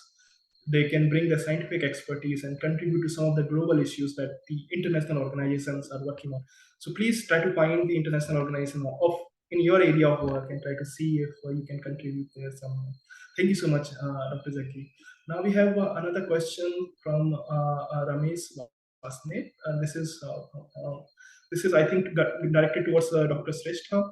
So here the question is regarding the biodiversity convention and the sustainable utilization. I think we should enhance the spirit of global taxonomy initiative, a part of the Convention on Global Biodiversity 1992, because today world increasingly more focused on climate change, molecular biology, and at the same time we should identify new potential plant, animals, and microorganism species. Over to you, Dr. Shrestha, if you would like to comment on this. So I don't know how exactly can I answer that question, but based on my involvement in some of this global biodiversity initiative, we also call the IPBES, IPBES. It is the Intergovernmental Science and Policy Platform for Biodiversity and Ecosystem Services, similar to climate change, IPCC in climate change. So based on my experience with them, I can say that, there is a huge conversion these days between these two issues of climate change and biodiversity, because most of the drivers of biodiversity loss and climate change are similar. For example, the agriculture expansion, deforestations, that both affect biodiversity as well as enhance the impact of climate change. And there are certain trade-offs as well between the climate change and biodiversity. And there was now increasing collaboration between climate change, the institutions involved in climate change, as well as institutions involved in biodiversity. For example, the scientists from IPCC and IPBES, they jointly published one report just before COVID, I guess. And now there is an increasingly focus on integration. So, my hunch is that maybe within 1 or 2 cycles of this assessment of both climate change and biodiversity at the global scale, they will have a combined kind of assessment. So that's what they have been talking about, and the discussion is going through. So this is not one or the other, but both, and that's how the UN also call this triple planetary crisis, for climate change, biodiversity loss, and air pollution. So I think the integration is coming, and it's coming fast. So it's not one or other one. Yeah. I'm not sure Thank you if so much. I answer his questions correctly. Yes. Well, participants can always have follow-up questions, right? And I would encourage more people to raise their hands and ask questions directly than typing in the chat box. So we already have 2 hand raises here from Dr. Arun and Dr. Kalpana. Maybe I'll ask Dr. Arun first because he had his hand raised earlier as well. So over to you, Dr. Thank you so much. Suez, thank you. Am I audible? Yes, you are. Yes, you are. Yeah, thank you, everyone. Thank you, Dr. Srinivas and Dr. Shrestha for and all the eminent speaker for providing the wonderful insights and organizer for organizing this event. Here, I just want to quote one example of successful project implementation in Global South, and that is known as a project which is formulated under the Ministry of Environment, Forest and Climate Change and ICMOD Nepal. And that project is known as the Kailash Sacred Landscape Conservation Initiatives. And that was the successful, very successful project in terms of biodiversity assessment and sustainable development. And through that project, 3 countries, these India, China, and Nepal, they brought in a single platform, and a lot of scientists was involved, and a lot of institutions was involved in that. And for first time, I listened about the landscape yatra. Through that project. In that project, Landscape Yatra was organized, and the diplomats as well as the scientists from the country participated in those yatras, and then they share their views and they stay in the field and they work a lot. So this is all about the science diplomacy I know till now. Thank you. Thank you so much, Dr. Arun, and thanks for bringing it up. This is a really interesting example of science diplomacy. So thanks for sharing your thoughts with us. I think let's move to Dr. Kalpana with her question. That's okay. Over to you. Yeah, thank you. Suresh, one question. We all are science people from diverse backgrounds and at all levels, and we do wet lab research as well. And to the panelists being from, diverse backgrounds like physics, your area, others like biotechnology, botany, etc. And you're the continuous learner of science diplomacy and policy making as well. So I will request the resource persons, including you, Suresh, to share one by one any particular incidents of your career which might help you in your wet lab research as well, or vice versa, as you were aware about science diplomacy or policy knowledge insights that way. Yeah, so both. Okay. So if I get it correctly, you are asking that how the work in science diplomacy can support your own scientific research that you are doing in your own or vice versa, yes, in your groups, or how your work that you have done as a researcher or as a scientist contributed to science policy or science diplomacy. Yes. Yes. That's a great question. I would ask the panelist, maybe start with Dr. Monica Jaggi, if you would like to comment on that. I would pass on this question to maybe somebody else. It's really an interesting question, and I'm also thinking about it. Oh, yes. Maybe in the meantime, I can just say, so for me, I work with the United Nations as the science and technology consultant, and the work I did in the molecular biology side provided me a very deep understanding of how the molecular phenomena that are in play when you are discussing about biological weapons, so how those viruses and how the immune system and how those things work, right? So the scientific understanding of those things helped me greatly when I was, let's say, facilitating the science advice to the United Nations, right? So it was easier for me to read research papers which were like of importance for that particular area of policy work at the UN, right? And also there's also this skill that a lot of people active in the science diplomacy field need to develop, is how you communicate between different communities. And here I'm talking about scientific community and the diplomatic communities, which have their different priorities, they have different challenges, different timelines, different languages. For example, the word diplomacy, the word community means different thing in diplomacy versus what it means in science, right? And in biology, immunity is something very different from what you have in diplomacy. So there are differences, and this is a kind of a skill set that you need to develop, but the scientific understanding help you recognize the core of the problem that many people who are only coming from the policy side might not be able to see. and you can come up with the technical solutions at some level to those problems. Sorry, I took your time, Dr. Jaggi. Please go ahead if you would like to comment on this question as well. No, I completely agree with you, Suresh. Like being from a communication institute, it is indeed very important to communicate the right information to the to everybody and bring everyone on the same page, be it from scientists, diplomats, and funding agencies, industrialists. So it is indeed very important to communicate the correct thing. And as you mentioned, that being a scientist, somehow we have that power to understand a concept, to go deeper into it, and then bring the uh, or I can also add that evidence based information. Like being a scientist, it is not like that we put anything on record.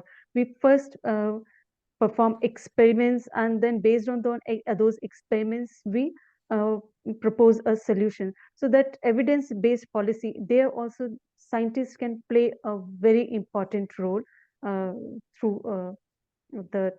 So this is another aspect which is quite important, where we can use our scientific expertise into policy matters. Thank you so much, Dr. Jaggi. Next, I would like to bring in Dr. Felini, if that's okay, to maybe comment on how your scientific work has contributed some of the policy-related things, or vice versa, the policy or diplomacy-related work has contributed to your science, more broadly speaking. Over to you, Dr. Felini. Yes, thank you so much.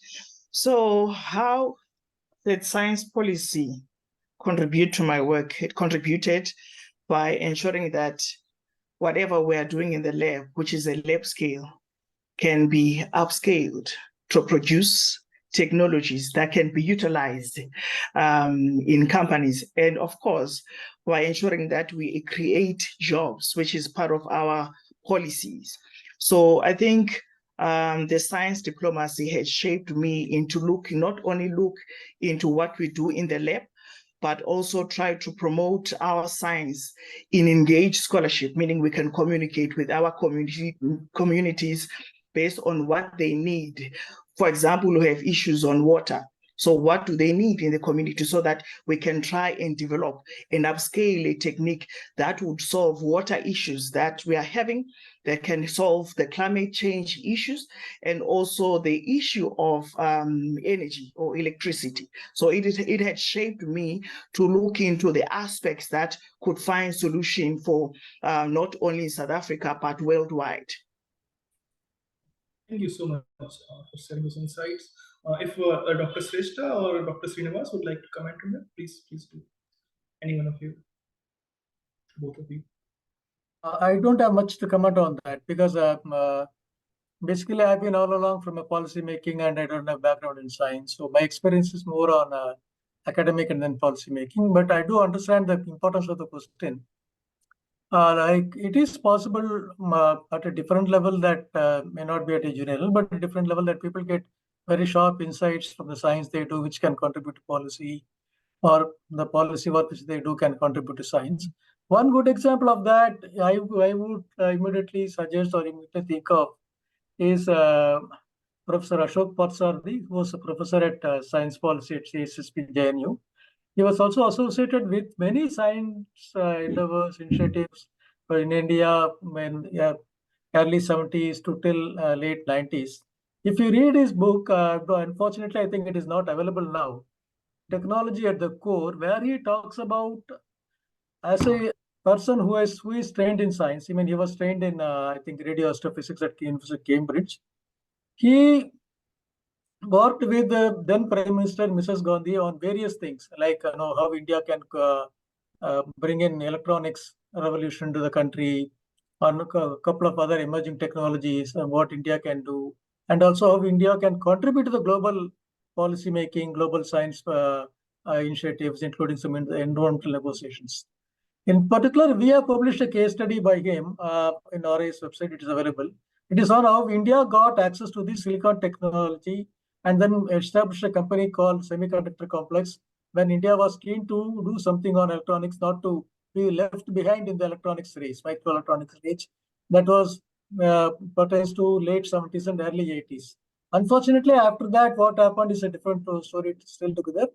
But if you read his book, maybe some of his articles elsewhere, as well as his case study, you will understand that of a person who's primarily a scientist has been able to and come to grips with international science policy, international science collaboration, particularly in terms of transfer of technology and such negotiations, and also contributed vice versa, in the sense that by he contributed developing of scientific institutions in India, a lot of initiatives which also led to atomic energy like that. So maybe there are people who have written, but I'm not sure as to how many scientists have really written their memories or case studies or their experiences on that. In fact, Dr. Balakrishnan was working on a case study of ICGB, but he died much.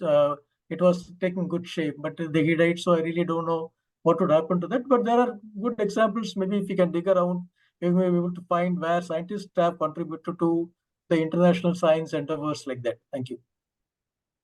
Thank you so much, Dr. Srinivas, for sharing that. And maybe I can request Dr. Sreshta also, because you have worked, Dr. Sreshta, you have worked so much with the Global Young Academy, and Global Young Academy, as we know, is involved into a lot of global policy, global science policy and science diplomacy related matters. You have come up with, the GYA has come up with the different publications also on science diplomacy related things. And like, how does your involvement in some of that work at the GYA has contributed to your scientific work, or have helped you professionally in different ways? If you could comment on that.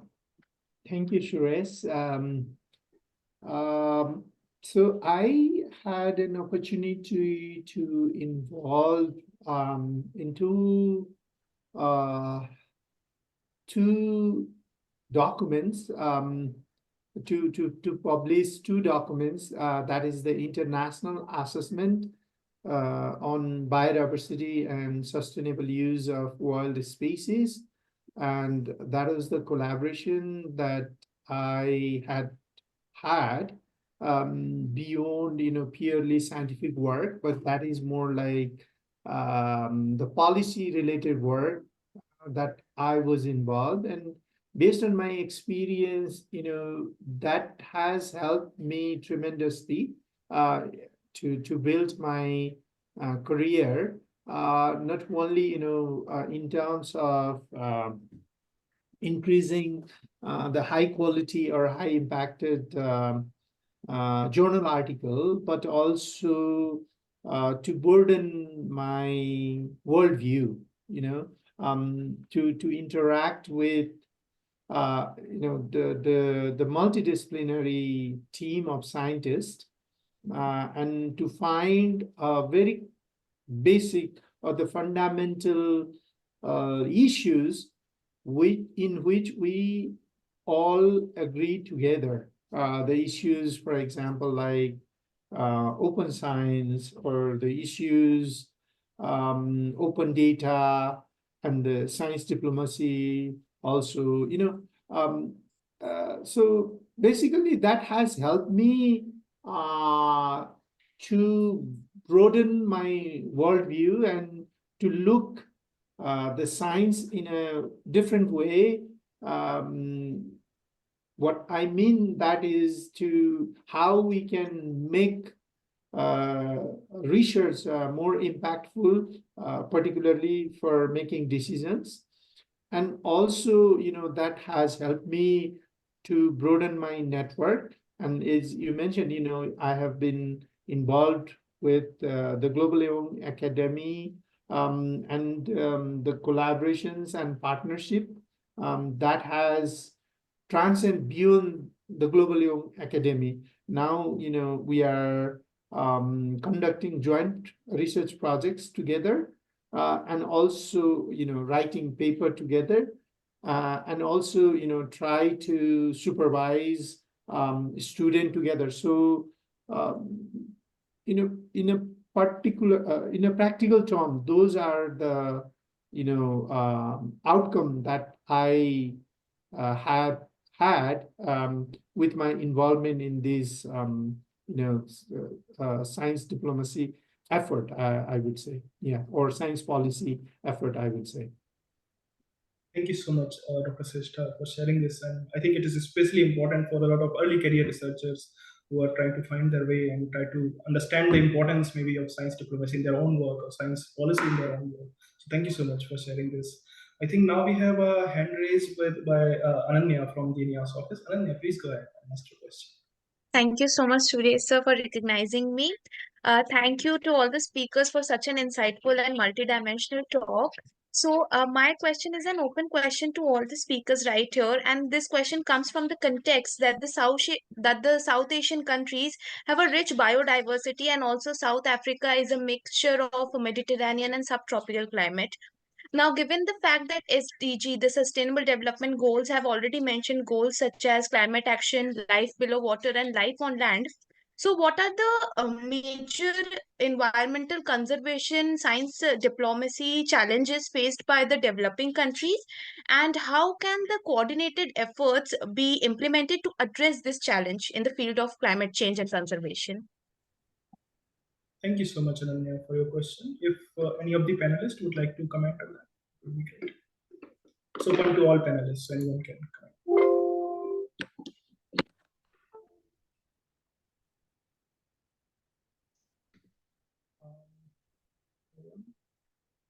Dr. Srinivas, would you like to comment on that? No, unfortunately, this is a good question, but I have no specific answers because fundamentally, as you all know, biodiversity is not something that is high in terms of science diplomacy, in the sense that science diplomacy has not been an approach or a strategy that has helped a lot biodiversity conservation or cross-country collaborations. But a lot of things which happen in biodiversity and climate change are driven more by the respective conventions like the Paris Accord or the UNFCCC, as well as by the Convention on Biodiversity. And they do foster a lot of international collaborations. So that is one thing. The second thing, as I said, the real problem is that science diplomacy being too focused on science and then doing science through states, it has not been able to overcome the limitations imposed on that ground. Moreover, in areas where cutting across, you need a lot of transdisciplinary collaborations, for example, in both biodiversity and climate change. It is even internationally, there are not many initiatives that cut across this and then come up with transdisciplinary collaborations across countries to address an issue. If you take a very specific example of water, food, and then energy nexus or climate nexus, it's a very an area where the importance of the international transdisciplinary such is very, very important, evident. But only very few organizations like UNESCO are paying some attention to that or at least working on it. On the other hand, most of the country level biodiversity or for that matter, country level climate changes are attuned to more towards mitigation, adaptation, or the ones that they country level targets, the specific, or they go focus very specifically on agriculture in mitigation, adaptation, or energy efficiency. So this sort of cross-country interdisciplinary research or development, or for that matter, even scientific collaboration, as far as I know, is not happening much, which is again very unfortunate, but there is good potential to do that. And some organizations like UNESCO are trying to do that. Europe, some of the research programs in Europe try to address them through Horizon 2020 and some of their larger programs where they give sufficient importance for such interdisciplinary research, where they bring in biologists with climate scientists and others. Thank you. Thank you so much, Dr. Srinivas. Yes. I can add a couple more examples, what Krishna just mentioned on that. So there is one recent initiative among, I think, South Asian nation to combat the illegal trade of wildlife, and they have come up with this regional network across South Asia, and we had a very good agreement even in the air pollution among these SAARC nations that we call this Malay Declaration on air pollution. But it hasn't been, unfortunately, it hasn't been enforced. But from this reason, if you look at the participation at the global stage, we have seen some collegiality among the nations, South Asian nations, whether the agenda of these developing nations or the agenda of mountains. We have shown some solidarity even in the COP and other global platform. Yeah. Thank you so much, Dr. Sreshta. I think we can take like maybe one last question, second last question, and this is in the chat box directed towards. Suresh, I would also like to add this IPBES, Intergovernmental Science Policy Platform on Biodiversity and Ecosystem Services.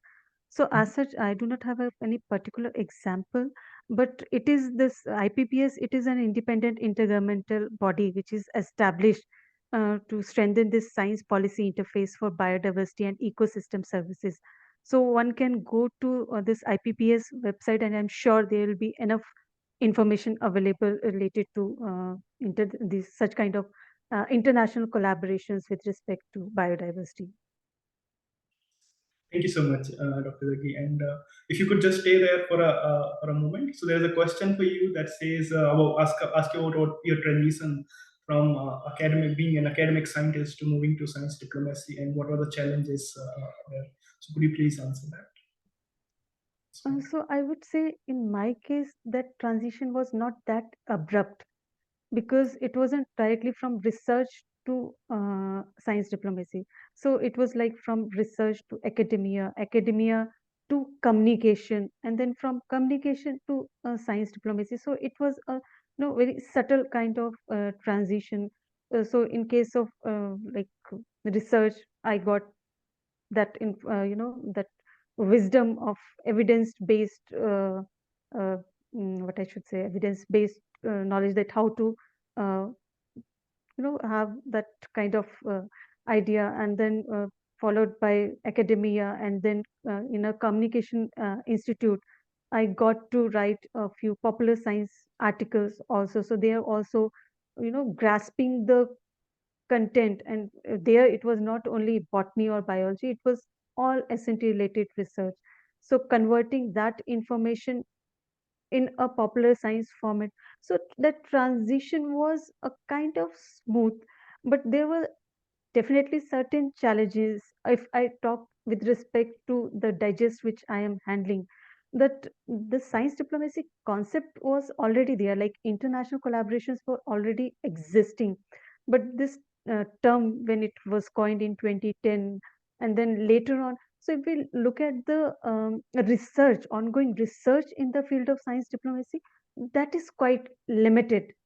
So in that case, getting the um experts to talk about this emerging area, and then again, as you also mentioned in your talk, that initially it was that taxonomy was science for diplomacy, science in diplomacy, diplomacy for science.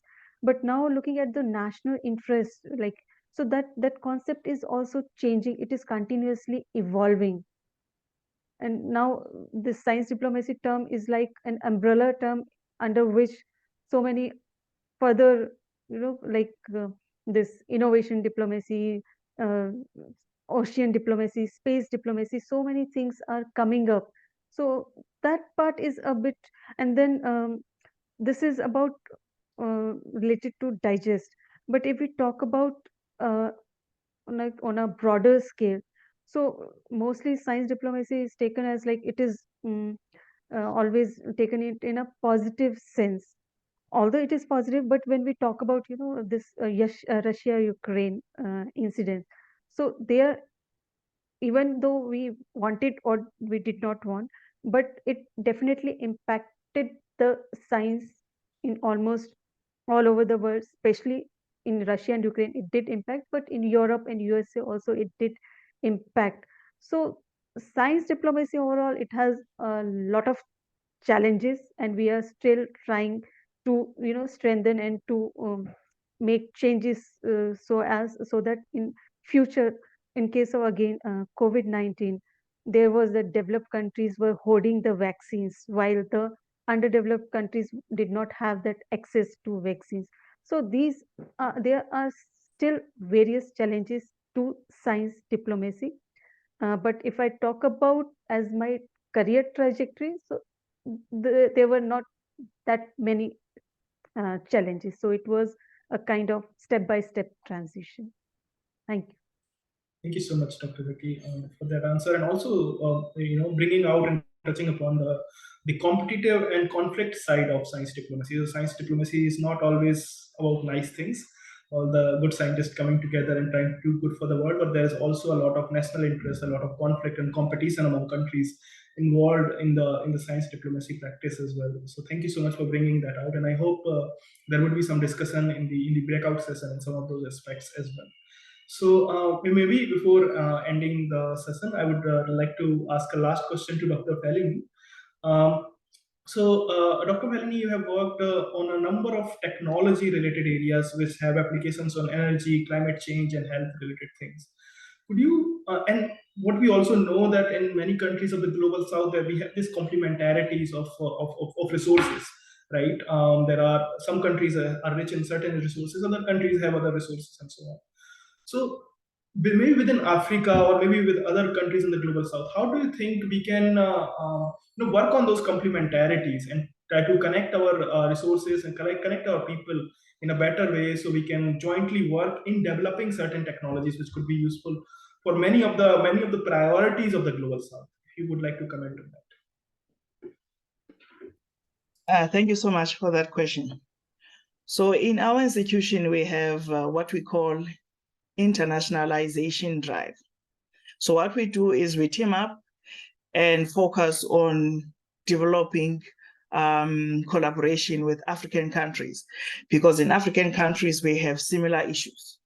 Not only that, we need to talk about what they do so that we can bring our synergy in terms of how do we now, possibly there are people who are working on biomass. We're talking about biodiversity here. So we could bring our technologies in terms of maybe using plants when we synthesize our nanomaterials, and also to ensure that our environments are clean for biodiversity part. So what we also do in our institution is that we are not only focusing only on African countries for this type of collaboration. We collaborate also with European countries, USA, and BRICS countries. So in that way, what we develop, we just submitted an application with South Africa, China, whereby we are looking into using a biomass for renewable energy. So in that case, we collaborate with different people for different reasons so that we could bring, platforms that would lead into prototyping or gadgets that can be useful in solving issues that we have in the world. Thank you so much, Dr. Fellini, for answering that. And I think we are now past our time that was scheduled. So thank you so much, everyone, for especially all the speakers, all the panelists, for being here and sharing their insights. I think we have all learned so much from the different perspectives and thoughts brought together on this platform by all the esteemed panelists. So thank you so much, all of you, and also thanks to all the participants for staying in for so long. I know it's a lunchtime for many of us, maybe not for all of us, but thank you so much for staying. And then please join us in the breakout session in the next session. And now I would like to pass the virtual mic and the virtual floor to Dr. Kalpana Anakpal for the remarks. Thank you very much. Thank you so much, Suresh. I'm really thankful to my INYAS colleague, Dr. Suresh Namdev, for expertly moderating the panel discussion. I have mentioned both the words because he was expert also and moderated the session as well. And we're really grateful to our distinguished panel experts, Professor Fellini from South Africa, Dr. Uttam Babu Sresh from NAN, Dr. Srinivas and Dr. Monica Jaggi from India, and for sparing your valuable time and sharing your career trajectory, your experiences in the science diplomacy, and specific strategies being followed in the respective countries and across geographical boundaries as well. So the need for the international collaboration, as mentioned by almost every expert panelist, and to create a network for the ultimate benefit of mankind, of course. So thank you, everyone, and hope all the participants have got enriched experience during that panel discussion, and there might be something which they might have come across for the very first time, but let's utilize those that knowledge in the next session, that is breakout session post lunch. Let's rejoin the meeting at 2:15 p.m. for another exciting opportunity. We can have a break. Yeah. Thank you, everyone. Bye. Thank you, everyone. Thank you so much. Thank you. Nayan. So he'll be introducing us with the rules and regulations for this particular event, which is none other than a kind of, discussion among ourselves in a breakout room session by respective 4 team leaders or coordinators, we are calling. So he'll give better insights to this particular activity. Dr. Basant, over to you. Okay, thank you, Kalpana ma'am. Welcome back, everyone. I hope you had a good lunch, a lunch break. I believe the panel discussion was very enriching, very helpful to learn different aspects of science diplomacy. I see most of us are research scientists, university faculty, but most of the time we miss the other aspect, the diplomacy aspect. This program is organized to help us understand the diplomacy part, and then the colleagues who are in the diplomacy sector could understand better the science and the research work that we do in. In this breakout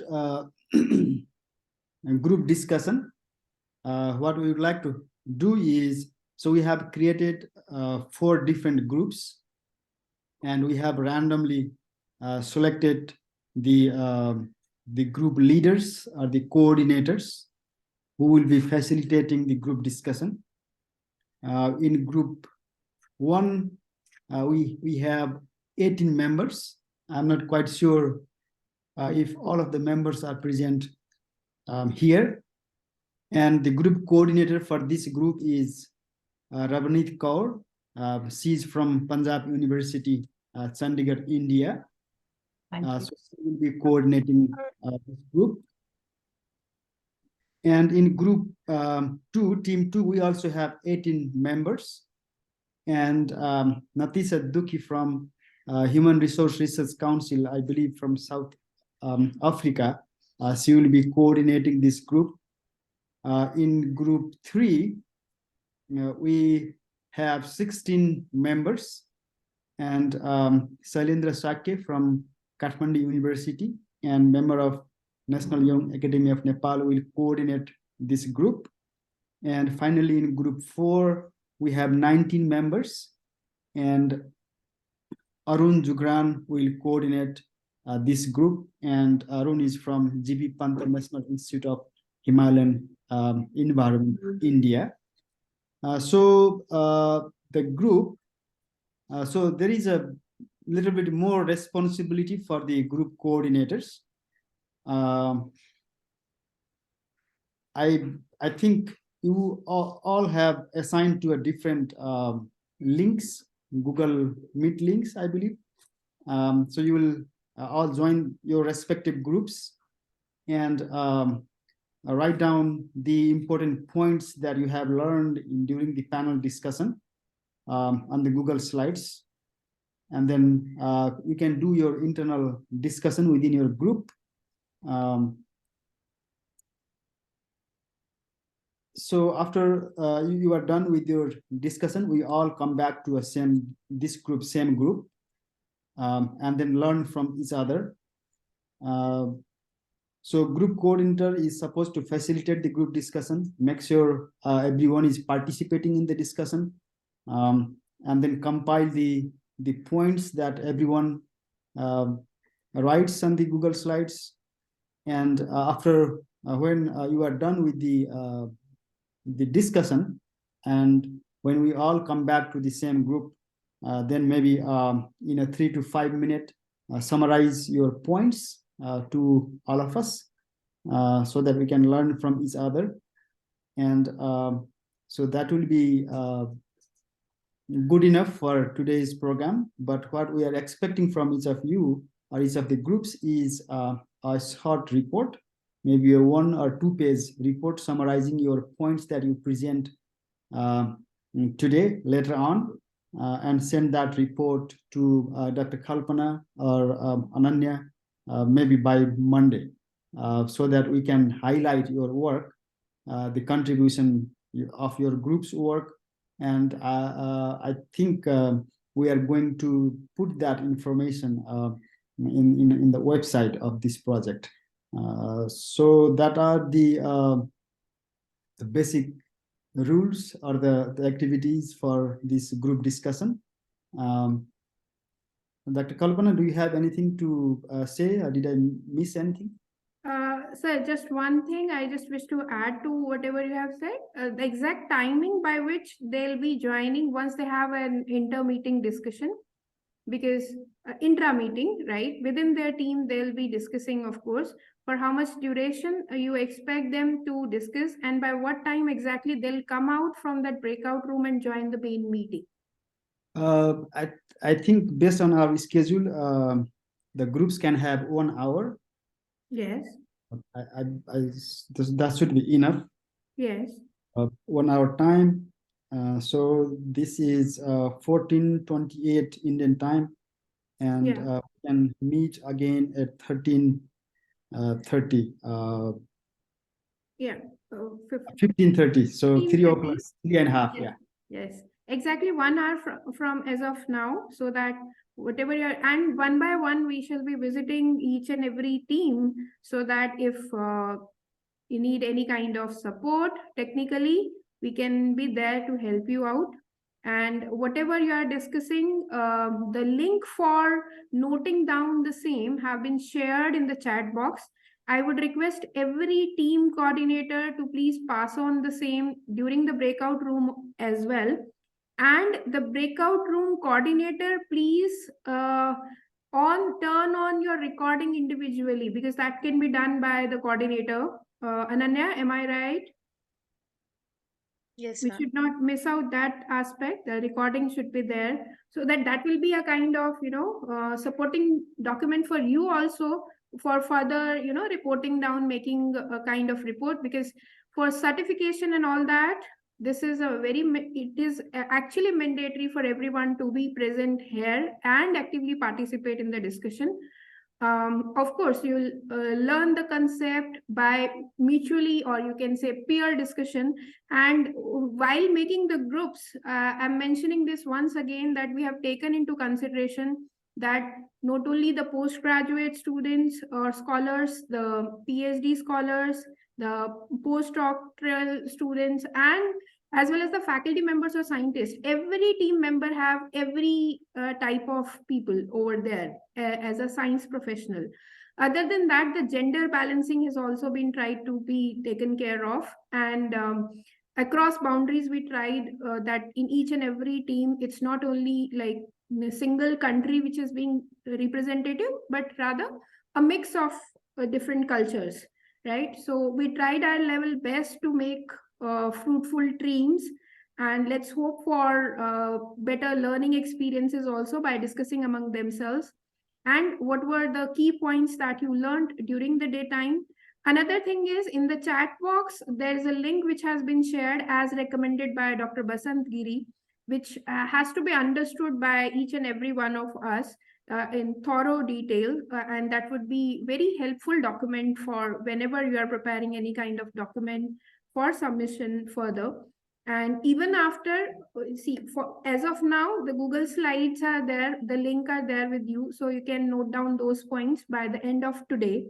And afterwards also, a complete report we are expecting by like next Monday, of course, in the 7 days time. And whatever you are sharing with us, definitely we'll document it and we'll share it with the inter-academy partnership, that kind of, it's the organization which has actually the main funder of this particular project. So that will be updated on our INYAS web page as well, right? So that could be a kind of outcome for this particular activity. So please actively participate, do share as much as you can among the peers. And of course, once you are done with the discussion among yourself, every team coordinator will be presenting, right? So whatever was being discussed inside will be discussed outside the team also. So we can, of course, exchange our, science and ideas about science diplomacy. That's it. Yeah. All right. So Shall it's I? time to go Yeah, to respective rooms, right, yes, Ananya? yes. And Yes, by so this I am time, please make sure that you have noted down the link for this, your Google slide for each and every team member. Can you please confirm one by one for each and every team? the Google slide links have also been shared in the email, Yes. so you can also fetch it from there as well. Yeah. And So, if sorry. so, if Kalpana ma'am and Basant sir allows, then I'm opening all the rooms for discussion now. Just a moment. Can every team coordinator please confirm whether they got the links so that we can make you enter inside the breakout rooms? Team 1 coordinator, please.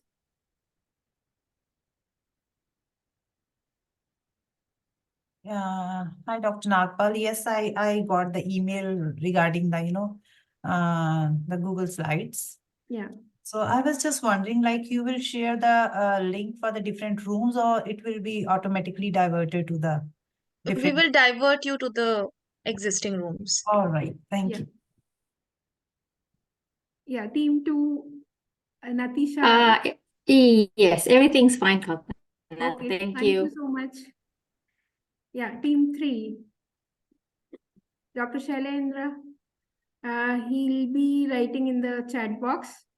Fine. So after 1 hour, you have to join again. If we are discussing, maybe during the discussion, you will find more insights and it will be lasting a bit longer. I'm replying to your comment in the chat box. So try to engage your team members as much as you can so that they'll feel inclusive at the same time. Thank you. Team 4, please. Dr. Arun. Yes, Dr. Nagpal, I am losing my connection again and again. Unfortunately, I don't know why this is happening with me. So I messaged you and this girl, Ananya, that please take care of this if I lose my connection in between of that. Okay. You can also have among your team member any of your representative in case you lose the connectivity, so that we'll be in touch with that person as well. So Yeah. please identify that the first thing Right. once you are entering your breakout session among your team members, so that both of you can be a kind of connect for us. Yeah, thank you. So good. I'm opening the rooms. Yeah. Thank you.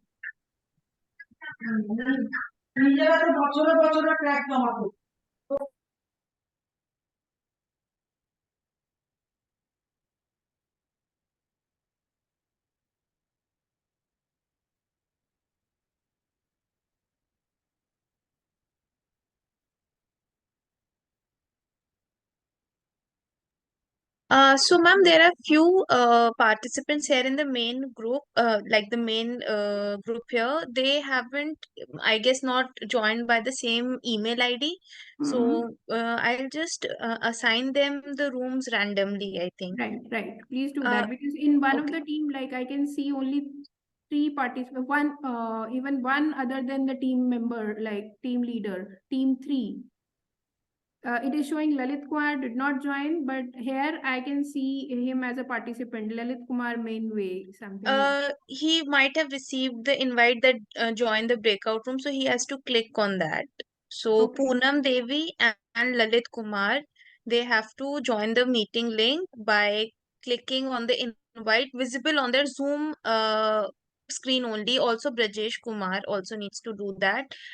In the main room, we have Achlechal Yadav, Adarsh Kumar, Basant sir, you and Subhash sir along with me would be here. And Pradeep sir will also be here in the main room, I guess. Okay. Okay. And Rabia Hamid, Professor Rabia Hamid, Dr. Janvi, Adarsh Kumar, and Achlechal Yadav. I guess these four haven't joined by the same email. So as of now, I cannot find their name in the Google spreadsheet as well. So should I allot them rooms randomly? Yes, you can do it. Preferably in Team 3 and Team 4. Yeah, Team 3 and Team 4.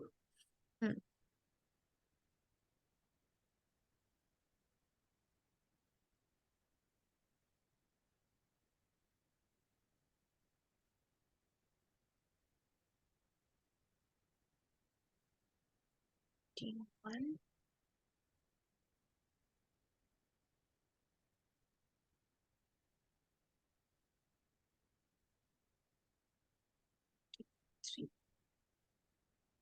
So we are left with here in the main room, Basant sir, you, Subhash sir, Pradeep sir, and myself. Yes. Okay, ma'am. And Dr. Janvi is still showing. Achal Yadav is still showing here. Dr. Janvi needs to join Team 1. Can you make her Rachel Yadav also needs to join Team 4, and Poonam Devi also needs to join Team 4. Poonam, can you do the needful, please? PC4, I am logged in. Connectivity.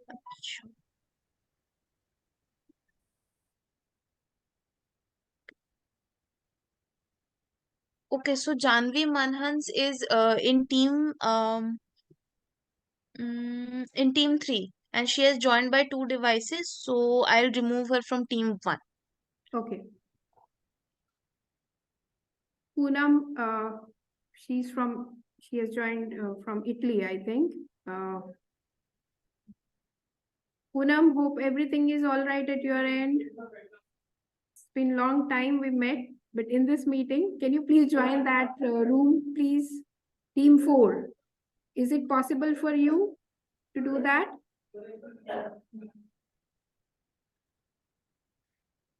Let me WhatsApp her in that case.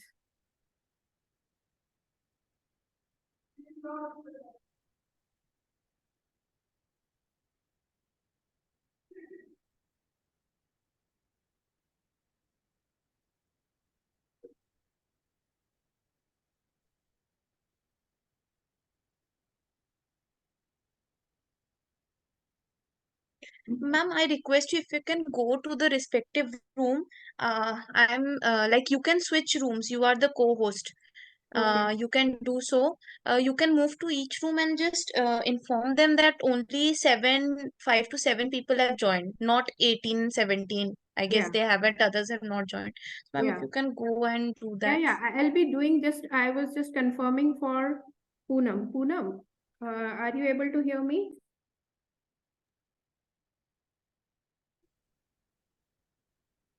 Kalpana, you are muted. Okay, it's fine. And Ananya, we have Achilal Yadav as well here. Yes. She has been sent to Team 4, sir, but I guess Madam is facing some problem in joining the team because it still shows not joined.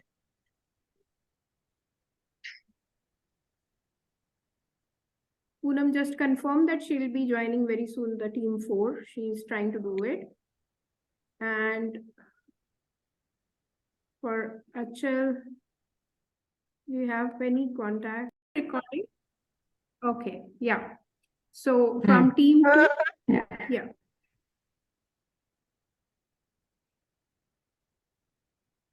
Yes. Okay, let me know if you can see our screen. You can? Okay, great. So this was the work done by Team 2. We had a very interactive team made up of Sashi Marimutu, Banafsha Bilal, Kamini, Governor, Poonam Devi and Uzma Makbul. And we were supported by Ajay because he indicated to us he was new to this area of work.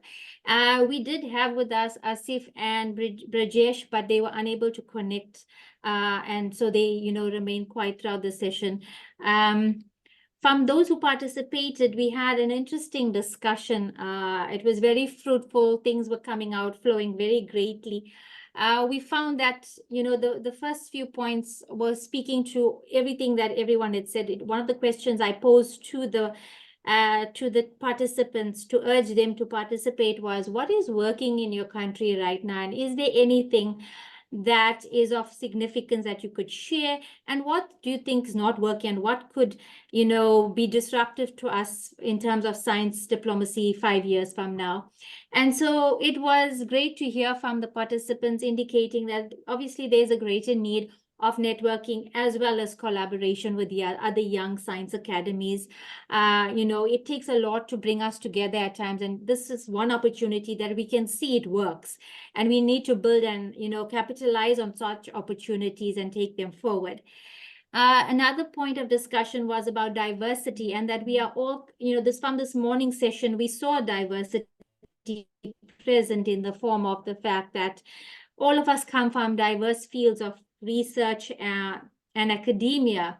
And it's important to understand, how do we link this to science diplomacy? How do we get our diverse fields to be able to link it to science diplomacy? And so it's starting at the grassroots levels and, approaching adopting a bottom-up approach that alerts and connects to embassies as well as other stakeholders in higher levels, so that, people are hearing us if we, have some sort of evidence base to say there's a need for this. We want to work together. We want to collaborate, but we are across oceans. And how do we go about doing that if we're not supported? So it's about creating that alert and connection at a bottoms-up approach. And the other thing was of creating awareness and advocacy for science diplomacy. Are we doing enough? We know that, in the last 10 years that science diplomacy has found its way to navigate to research institutions, into academic institutions, especially for scientists like us. But are we doing enough? Is there enough awareness and advocacy for science diplomacy? And what can we do? Having attended this workshop and going forward, what else can we do to enhance this creation of awareness and advocacy? Another point of discussion was being cognizant of geographical differences. I mean, look at it, we are 3 countries participating, but there are time differences in this. And so despite that, we shouldn't be using these as excuses not to collaborate and to network, but rather finding a way around those geographical differences and saying that there's a greater need for us to work together than worrying about simple things like time differences, or even for that matter, that we are all not in the same room currently, but we are still able to communicate with each other, and we're still able to work in teams with each other and bring about a fruitful workshop. And so there's also a greater need for bilateral and multilateral cooperation. And we know this, we can see South Africa has enjoyed a lot of bilateral cooperation with India, and we've also enjoyed some level of bilateral cooperation with Nepal. And it's important that we grow on this and that we show people in other countries that are not actively participating, or even those that are new to the science agenda and the science arena, that these cooperations are important, and that while that we do have a point further down about funding, there's still various ways we can support each other and work with each other. One of the biggest things is that we all come from places, we are still developing countries, and we lack a lot of resources. But at the same time, we've managed to work and make things work for us in science, despite not having all these resources. So what are some of the limitations? We found that there is a coordination of efforts and a lack or limitation of collaboration. We often talk about networking and collaboration, but are we actually doing this? There needs to be a greater emphasis and a need for us to engage more in collaborative discussions before we take them forward. there also need to be more coordination in the efforts around science diplomacy. I mean, we have people within our team, we saw today, people who are still new and at an infancy stage of science diplomacy and who want to learn more. And there are some who are already at an established stage of, in science diplomacy, and there are some of us who are in between. So it's very important that there needs to be some coordination, and this needs to occur at all levels, from grassroots right up to higher up in the hierarchy, so that there's effective communication to stakeholders. And there's a need for greater support for internalization of research. That somehow seems lacking, is that we talk about not having the standards or not having met those standards, but are we being incorporate of this? Are we going through this internalization of research, and what kind of support are we getting? What are we doing as researchers and scientists to create more awareness and advocacy around this? And of course, not forgetting the barriers that exist, because some of the existing policies and regulations need to be reviewed. They need to be reviewed. We also need to look at, are these policies more damaging rather than being effective? And what needs to be done if they're not effective? What are we doing? Are we just saying we have policies in place when we have these discussions and these meetings, but what are we doing to show that we are making a change, and a positive one as such? Also, it's in terms of political, we know that there's also a geopolitical environment that was discussed by some of the experts this morning, and that also seems to be a play into this, and we need to be cognizant of that as well. And sometimes political boundaries become so much that they hinder our processes and our space of action, especially as scientists and researchers. And then there's a greater need for policies that pertain to emergencies. We spoke about it this morning, but we also spoke about it a lot, even within our team too. We call it emergencies, but it speaks to disasters, to war, to food security and water. And like we spoke about this morning, the fact that this developing countries did not have a quick access to vaccination, but developed countries did. And there was a pause phase where developing countries, some of them were actually begging for assistance and were not being heard enough as such. And why do we say that we want to collaborate and network with each other when during times of emergencies, we are leaving fragile environments to suffer, and we are only taking through those because they have the funding, because they have the expertise as such. But we're forgetting that in developing countries, we have the expertise, we have the people, who can take us forward. So in terms of innovation and entrepreneurial and commercialization, important point there was that you can have people, at higher levels, and people are without patents as such. And how are we going to support people in that regard? You can, it's about bringing about help for others, in the sense that an example that was given was that there could be someone that's much younger that has a patent, but then you find people that have a PhD and they don't have a patent, and yet their work speaks to having that patent. How are we supporting people in that space? And skills for the future of society. We speak about, we're always looking at 5 and 10 years ahead of what we want our research world or scientific world to be. But are there enough skill sets, and what are the skill sets we need to hone in on and enhance for us to get to that future of society that we're wanting? And in terms of funding, we're not just talking about research funding, but also about funding for startups, technology, what do we call TRLO, for those who are not familiar with it, technology readiness level, tech transfer, your Kickstarters. It's important that we speak about these kind of fundings. That is the concept. As soon as we speak about startups nowadays, we find that 5 and 10 years ago, we were not, the response to these were not there, or not that much. They were very minimal.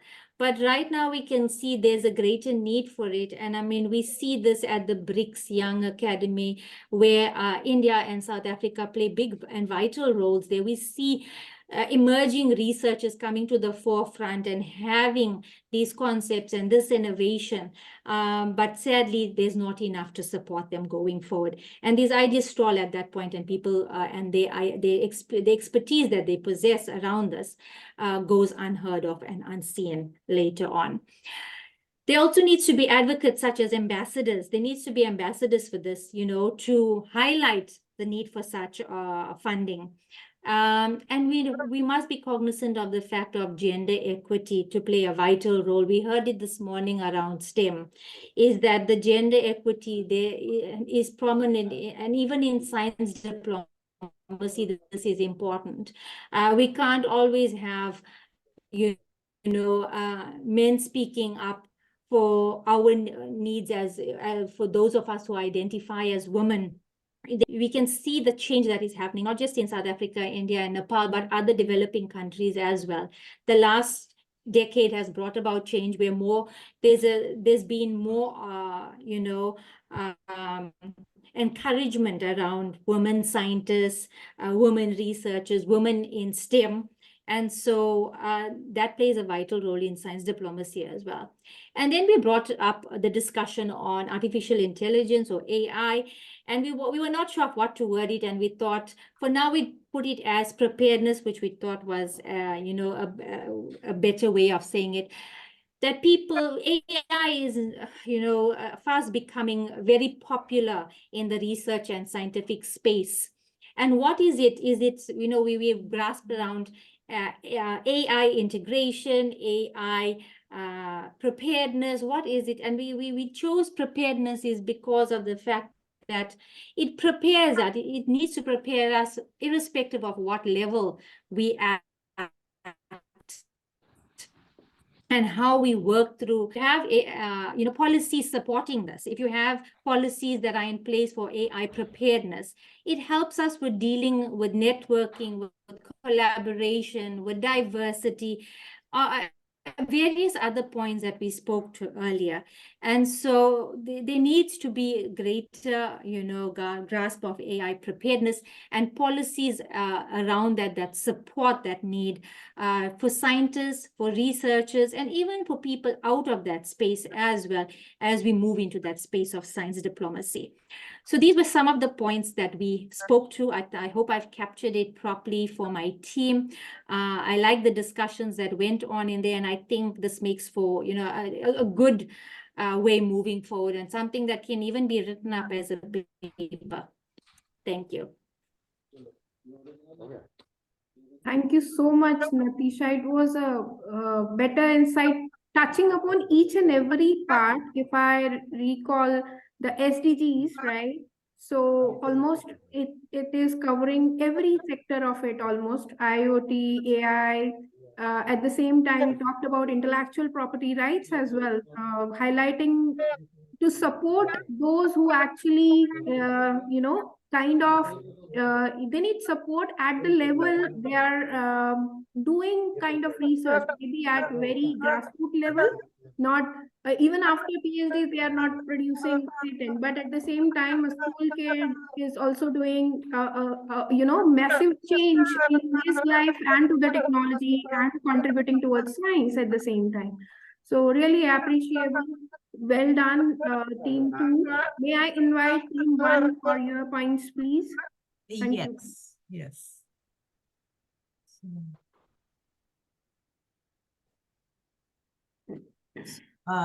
Yes, in my team, like Dr. Reshma Gills, she's from ICS Center Marine Fisheries Research Institute. She was the team member, and then Anju Goel was there from Chitkara College of Pharmacy. And then Miss Meghna, she's from Rajkumar Goel Institute of Technology. So then Dr. Arun was also the part of this session. I think he was from team 4, and later on I think he joined the team 1. So we had a wonderful discussion. We were discussing more on how to increase how to engage universities or institutions to develop more awareness about the science diplomacy. And we started with a question like what initiatives the universities, research institutions, they should be taking in advancing science diplomacy efforts. So first thing that they said, like already some universities or institutions are doing the student exchange programs, but so much of things need to be done at the state levels.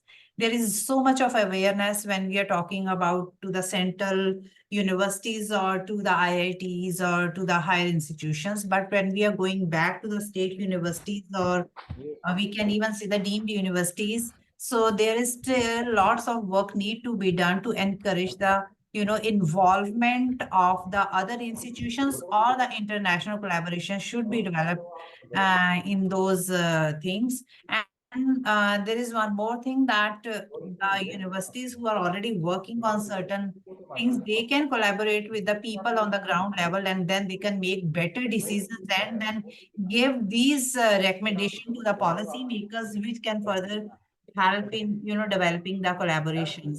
Then we discussed about the science communication in diplomacy. So Dr. Arun, he said that there should be a holistic approach. Everyone should be included in that. Second thing that should be there, the networking, because we are working, we are doing everything in our domains, but then there is lack of networking. Then we are doing the things, we are analyzing any idea, but then there is no implementation in that. So there should be a collective view of scientists, policymakers, and government officials, and which can further encourage the science diplomacy efforts, and how we can, increase the collaboration. Just Miss Megha, she just said that the university, they encourage the collaborations between the institutions. She said that the university, sorry, no, yes, their university encourages if their co-PI is from the international or other national institutions. So I would like to add one thing: the science diplomacy can be encouraged if we can give incentives to the other people who are working in the same field. Incentives doesn't mean just the in case of just considering the finances, but to assign them as a visiting faculty. So making them visiting faculty, which will further collaborate and which will further increase the collaboration between the institution. And another point is the MOUs. Already, so several universities or institutions, they are doing MOUs, but my team members, they discuss, there are certain MOUs, they are just dormant. So MOU is signed, so much effort is put in, is given in signing those MOUs, and then nothing is being done on that. So there should be review of those MOUs to encourage further collaborations. And then there are certain challenges that are there that exist in participating science diplomacies. And then Dr. Reshma, Dr. Arun, and even Ms. Megha, they told that there is a lack of the right information or timely information. Like there are certain programs in case of like certain workshops or certain things that are there on science diplomacy, but when they are getting the information, either that is wrong or they are getting the old information. So another thing is, it is very difficult to collaborate with the other people in case of social sciences. Dr. Reshma, she just said that in case of sciences, what is happening, just the normal lab work, that we can just go to other people, we can say we are working on the same field and now we can collaborate. But in case of social sciences, this is not happening. So there should be some kind of programs to encourage these type of, mutual work in that. Then there is another thing is the people should be more willing to network. So we are talking here like we will network, and then after the programs, everyone goes back, and then there is no networking going on. So I think there should be the more willingness to work on the networking thing. So then there was the further initiatives the universities or the institutions, they can take, because we were discussing in our team that when we were students, we did not know anything about the science diplomacy, right? So even the students who are in undergrad or the postgrad classes, they have no exposure about the science diplomacy. So the universities or the institutions, they can start this awareness program there, and there should be some workshops or conferences should be there, and there should be a dedicated course for the science diplomacy in the universities or the research institutions. So we ended up with the discussion, and I'm going to take it to another, I will give the more detail in the document. So thank you very much. Thank you so much, Ravneet ma'am, for better insights to the, like, starting from the bilateral cooperation or the steps to be undertaken, like student exchange program, and then how well they can be communicated further by science communications importance in diplomacy, and how to improvise the collaboration among the different labs. The idea for that visiting faculty, which is existing but not that much, Yes. popularized, right? So that could be one of the very good initiative. Again, Dr. Nagpal, incentivization, as you mentioned, I would could be like to done. add one thing for the visiting faculty thing.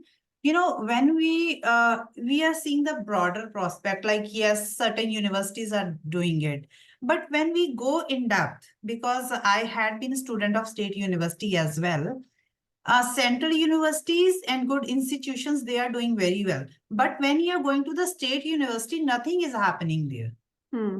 So people are like really, I would not say conservative, but they do not have much exposure in that. So I think, For yes. that, I agree with you, but overall, what I would like to mention here is the willingness to do work or willingness to get networking is the key here. There may be a person which is from a state university, but may have better connectivity and better networking, depending on his or her own choice of doing the same. On the other hand, the one with the very international, background and startup, but once given an opportunity, they could not, harness it properly. They are just stagnant to whatever is being offered. So it's sometimes an individual's choice and the actions that actually decide their fate.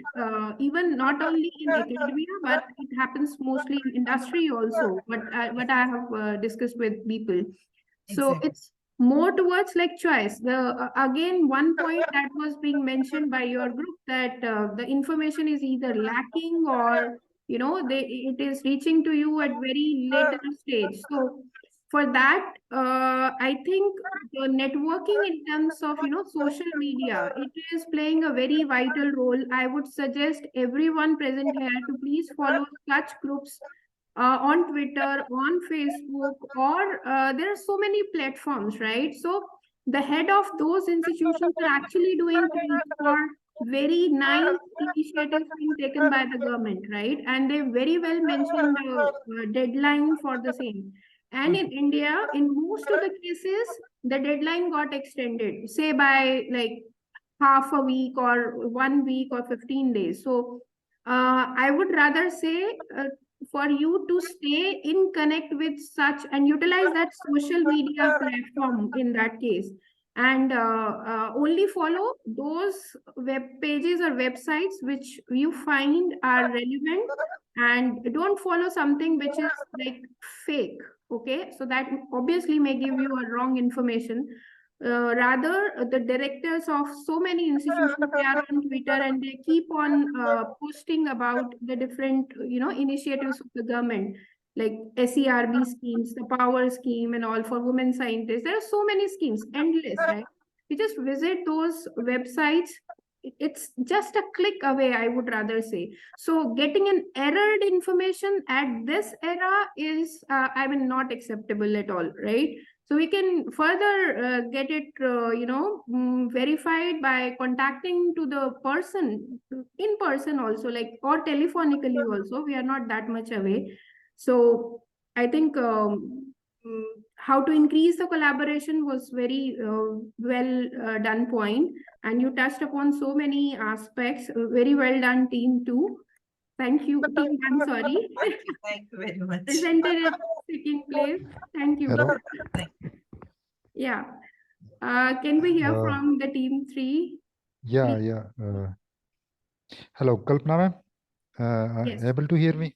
Yes, Dr. Sanjeev, please. Yes, ma'am. Yeah, it will be when it will be completed the session. Sir, it will be Yeah. completed very soon. After team 3's presentation, we'll be concluding the session with the vote of thanks. Okay, okay.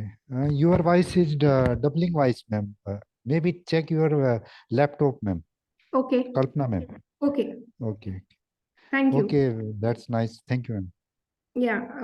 Can I have team 3 presentation, please? Team 3, but like how do I load this presentation, because our Dr. Shailendra is not here. Do you have the link of the presentation? Yes, yes. Yeah, so you just share, click on that link. It will automatically get opened, and share your screen, which is being displayed at the bottom on your screen. Share screen option. In this Zoom meeting, yeah. Can you do that? Yeah. Great. We are able to see it now.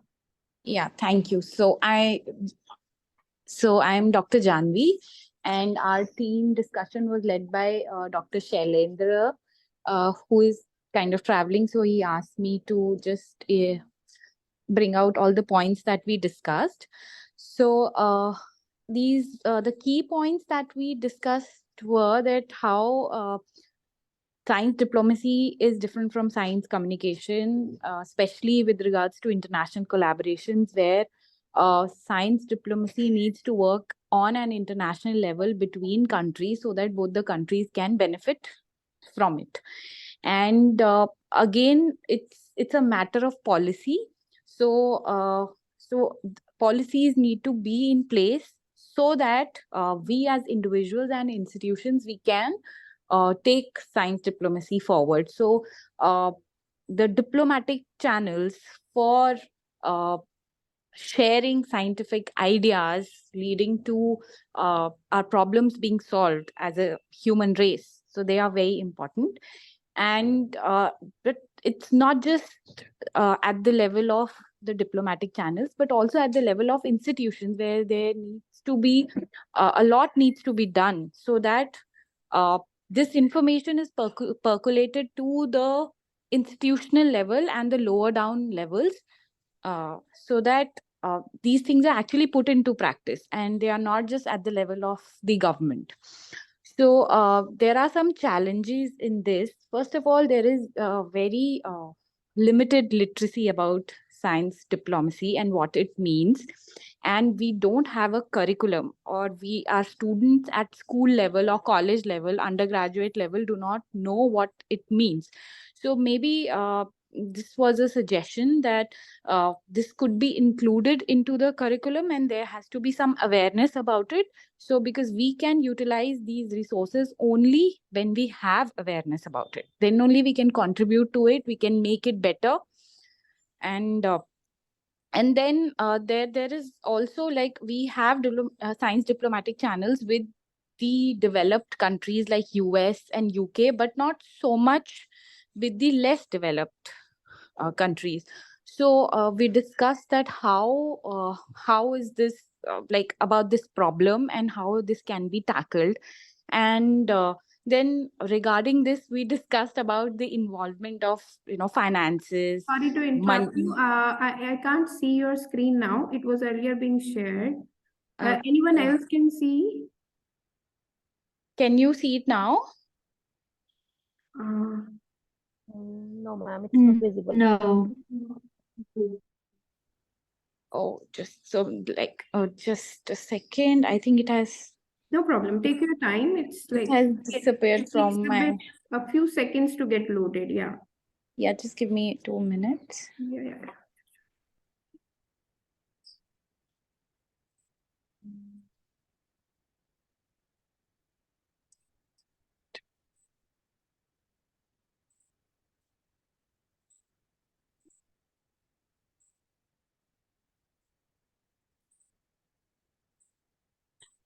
I am not able to do it from my phone, and that was being projected from the laptop.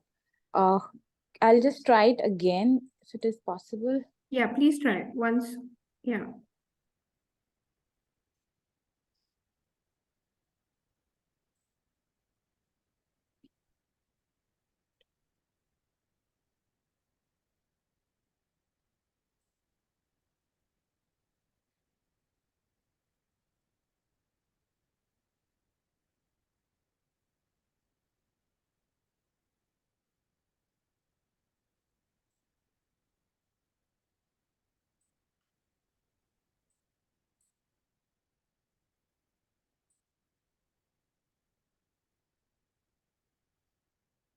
So, are you able to do it?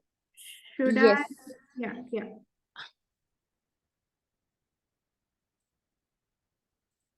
Yeah, it's connecting again. Just Yeah, sure. yeah. Now can you see it? Or should I again share screen? I am not able to see. Maybe somebody else. If now it is being shared. Yes, challenge. Yes, ma'am. Yeah. It is visible. Hello. Yes. Okay.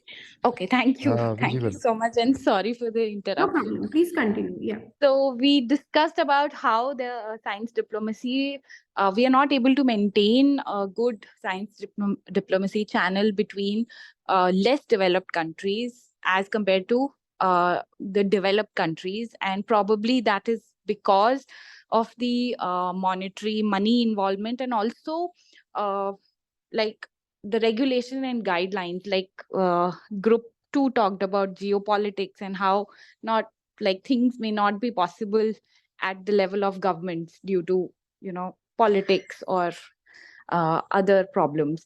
So we also discussed that guidelines and regulations about these all the channels of science diplomacy and how we can contribute to it and benefit from it should be clearly laid down so that they can be disseminated and also understood properly.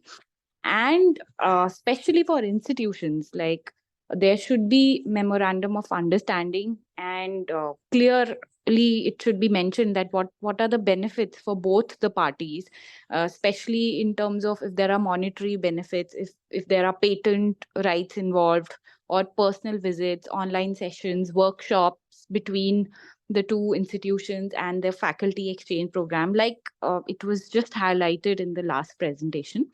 Another point was that the leadership actually spearheading this movement has to be committed, because a lot depends on the leadership. So they have to be people with a lot of enthusiasm to get science diplomatic channels into place between countries. So it has to work on both the levels, like both the countries or 3 countries participating should be aggressively following it up.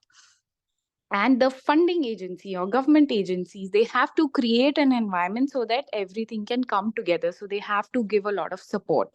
And also government policy, again, government policies impact science diplomacy. So it is from both the sides, it has to work together.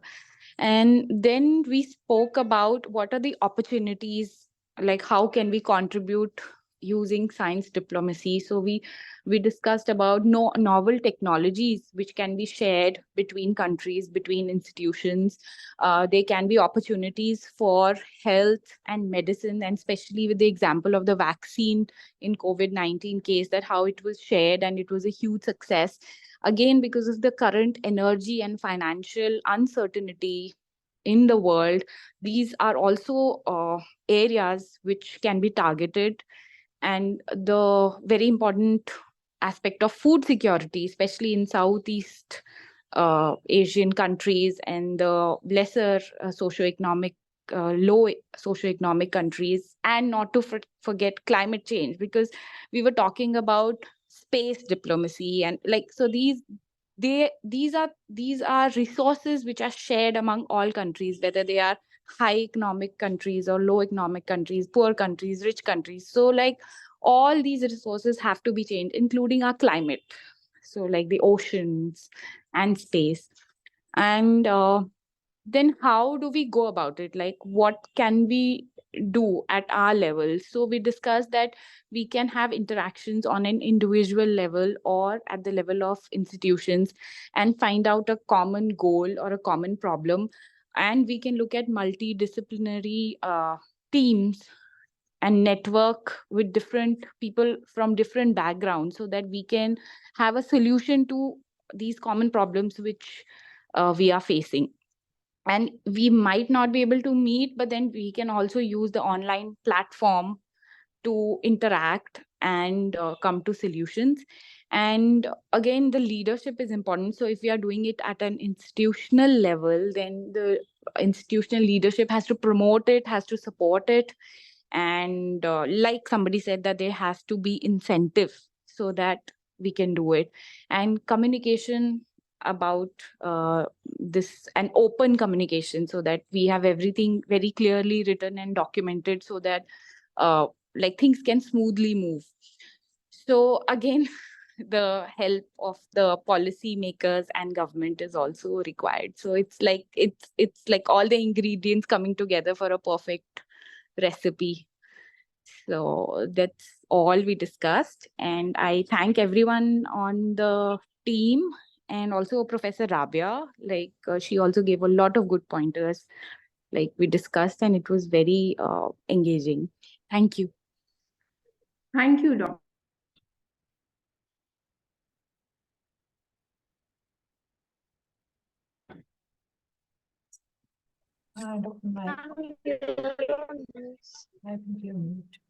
Hi, am I audible? Yeah.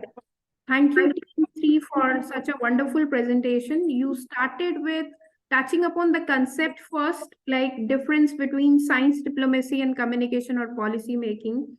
And we, as an individual, how we can take initiatives. That was the beauty of your presentation. How, as a person, as an individual, as a science expert, we can contribute. Again, as highlighted by the team 1, the need for curricula based on like science diplomacy is again highlighted by team 3 as well. The opportunities in terms of the resources, whether it is your climate change or the health, food security, or the novel technologies, everything was being highlighted in your presentation. Thank you very much for such a lovely presentation by team 3. Yeah, any other remark by any participant as at this particular stage? Anyone want to share their experiences or how your day went? Anyone can raise your hand. I can make you unmuted, or you can do it by yourself and share your experience if you have.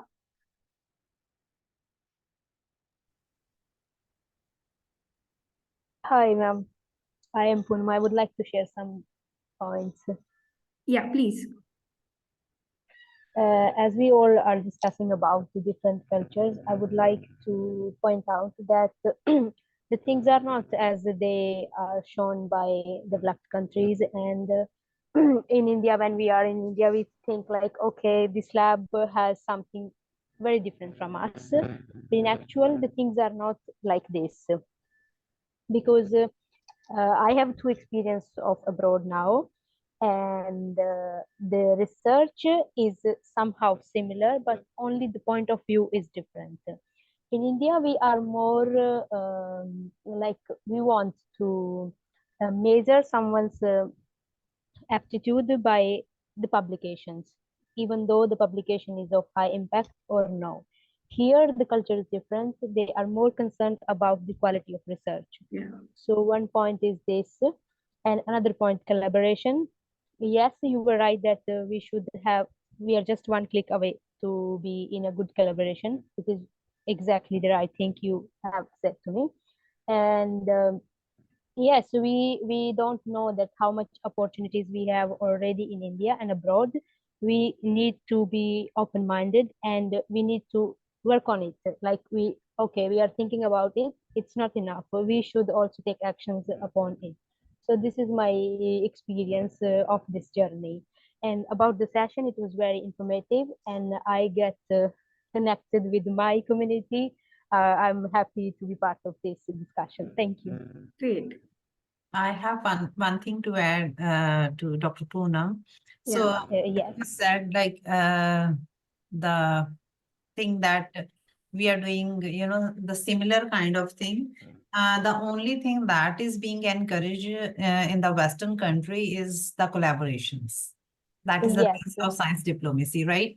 So this is what we discussed in, I think, in our group, that there should be some kind of incentives, maybe the financial, maybe the, you know, the credits for that as a visiting faculty. So that is what even Dr. Nagpal was also, you know, saying that these things should also be encouraged at the more, you know, extensive level, I think, in the universities and institutions. And then we can, if we develop some kind of international collaboration, that should be at least documented in the university newsletters that Yes. this person has, which will, you know, this is not Motivate just you. the money. Yeah, it's a motivation for you to grow. Yes, you are right. Yeah, it will further, you know, increase the interest for the people to network and to develop the collaboration. Right. Yeah, Yes, it's very especially valid for point. the master students, it will become a jack somehow that they know how to do in future, because the guidance lacks somehow, because some students, they want to do a lot, but they do not have proper guidance, and some get in connection with a good person, but some do not. But yes, you are right, there should be some incentives also, that this will motivate everyone. Yes. Even, you know, when the faculty, they are going outside for some kind of program, then they are coming back. They should, you know, they should be encouraged to develop the collaboration in between the institutions as well. Yeah. Instead And of as you said already, there are so many MOUs which are existing, but we have to make them active, right? They become dormant with respect to time. We just have to make them active. Yes. Thank you. Thank you very much. Anyone else? So, Hi, Dr. Nagpal, Arun this side. Rajan? Yeah, Dr. Arun, yes. Yeah, first of all, this was wonderful session, and you know, we interacted a lot and learned a lot. So I would like to thank all the organizers, and also the speakers, and Yes. also the participants, because they actively participated in Actually, the yes. program, and in this way we Without get them, a how lot can of it be ideas. possible? Yes. Yeah, because you know, when I was actually I was entering in a group, and then again I was time out. But when I was again entering in the group, then there was some new idea. It means that some intensive discussion was going on there. Right. So thanks to all the group and participants. Thank you. Thank you for organizing this Thank you. wonderful event. Thank you so much. Rajan, just to brief you, we had very insightful discussions among 3 teams. And within the team, they discussed so many points and noted down the same in the form of a PowerPoint presentation. The links were shared to them well in advance. And after that, each team member coordinator have presented their team work one by one. And we are done with the presentations. We have noted down all the points, and we have given them one research paper to read to each and every team. And within a week, they'll be giving us a detailed report of whatever they have learned and the points to be discussed for the science diplomacy to be carried forward. So based on that paper. So that is the conclusion of the workshop that we had. As of now, with your permission, can we conclude with the vote of thanks, if you say? Yeah, Nagpal, I have one more point to add. Yes, please. Yes, please. So I'm so sorry I disturbed. You're welcome. Yeah. Good idea, like if we can get some kind of group where we can interact, because here I think there are wonderful people who have great knowledge. So maybe we can, you know, collaborate, and we can, you know, discuss the things that are coming up. So we will appreciate if you can share the maybe contact details, or we can have a kind of group in that. Sure, for sure. We can develop that. So can I say something? Over to you. Yeah, thank you so much. Thank you. I think this was a great session. I actually missed some part in the afternoon, but otherwise I have attended, though I could not participate much in the discussion because of some other things in parallel. but this is also beauty of the online platform, that you can be, you can learn doing things like multitasking skills. Anyway, so as I think it is suggested by Ravneet, I think we should have some platform. One thing I wanted to also say that we can float a Google form for feedback. I don't know whether you have said it already. Maybe you have already said. We'll share. So that some of the points which are missing, or in fact, that Google form we should take as a survey, and we should make it with thought process. And then probably we can circulate with participants as well as other young academies, especially Nepal, South Africa, and INYAS, to get their inputs on some of these important points. So we have to make that Google form after a lot of discussion, but then we will get more inputs. And the way forward, that is also important, that for our next meeting where we should focus. And this all, comes from the discussion and working together, discussing together, as I said in the morning also. New ideas, new initiatives always, generate after the discussion and from the discussion only. And I'm very happy to see, large number even in the evening time. I'm sure many of the participants have already, tired up, but we are still there. I can see my many INYAS colleagues also here. So I think with all working together and the efforts from everyone will make the event successful and the project successful. And that was also the thought process when we submitted this project. We identified this important topic theme. Then we, made a collaboration with other young academies like Nepal, South Africa for this particular project. But for other project, like I mentioned in the morning, we have one more project where we are working on predatory journals and awareness and ethics in publishing and so on. There we also made a cluster. We made a couple of countries we are working together. So this is how, we are putting efforts to collaborate with each other, work together, learn from each other. And that's all for for the benefit of young scientists mainly. So with all your efforts, and I really congratulate Kalpana for organizing this particular event very nicely, coordinating this very nicely. And of course, he will give formal vote of thanks, but on INYAS behalf and on my behalf, I also thank all of you, also INYAS office, all participants. I think it is, we all know that organizing any event, how much efforts we have to put in. And that too, making, different rooms and different teams, and then coordinating with all the teams, then putting people in different teams and so on. So I think it was really fantastic event, and kind of a whole day or at least half a day, so that people will not get too much tired and so on. So that also we have kept in mind. And I'm sure Kalpana will announce, but we are going to have one offline event also soon, in a month or two, preferably in Delhi, but we will decide the venue.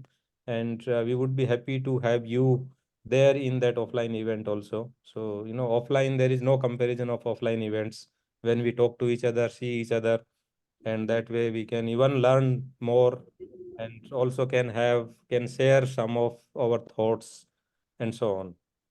So I think, and this project is anyway there for another 1 year, and we are going to have many more events, many more sessions in these lines, broadly under this theme. And I would request all participants to please actively participate in these sessions, events, get connected, contribute, and that's where we, give back to the society and to our younger colleagues. So with this, thank you all. Over to you, Kalpana. Thank you. Thank you, Rajan, for giving me opportunity on behalf of the entire team to deliver this vote of thanks first. I extend my heartfelt gratitude to everyone who played a vital role in making this inter-academy partnership event a resourceful success. And a sincere thanks to the sponsor whose support has been instrumental in bringing this collaboration to fruition. A special acknowledgement goes to Dr. Rajendra Dhaka, the chair of INYAS, for his leadership and guidance throughout the journey. We are immensely grateful to the lead academy, INSA, and for our collaborating academies, young academies, especially Nayan and Sayas, for their valuable contributions. And I would like to express my appreciation to every member of the Academy whose dedication and hard work have contributed to the success of this event.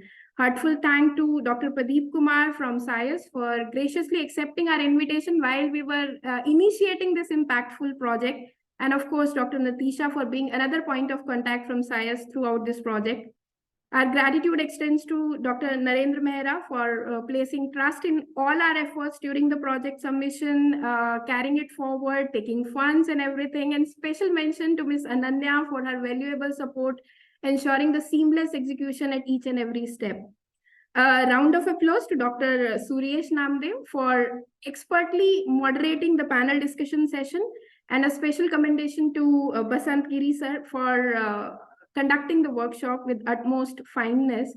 And we are really grateful to our distinguished panel of experts, Professor Fellini from South Africa, Dr. Uttam Babu Sresh from Nayan, Dr. Srinivasan, and Dr. Monica Jaggi from India, who spared their valuable time and shared their career trajectory, their experiences in the science diplomacy, and specific strategies they followed, not only in their own country of origin, but also across the boundaries. And the need of international collaboration they have mentioned by almost every expert panel. So we should all network together for the ultimate benefit of mankind. That is what we have to actually celebrate, that collaborative spirit that was which actually brought us together at this common platform. And I'm really looking forward to the continued success of every audience present here, without whom this event could not have been a success. And I wish you all the very best for all your future endeavors also. With this, I think we can conclude this particular event, but as already suggested and announced by Dr. Rajendra Dhaka, we'll be having an online session very soon, specifically in Delhi NCR region, probably in the month of March. Right? So where we can have one-to-one roundtable interaction with the experts so that we can get better insights on this topic one-to-one, because the need of that curricula and this concept to be, known to everyone, and not only being known, but it has to be practiced more in science, despite our diverse backgrounds. Thank you. So I hope you have taken a snapshot, but if not, then we can take again. Yes, we can take again. I would request everyone to please, if they can turn on their cameras once. Because why I am saying, because I think I was missing, so I want to.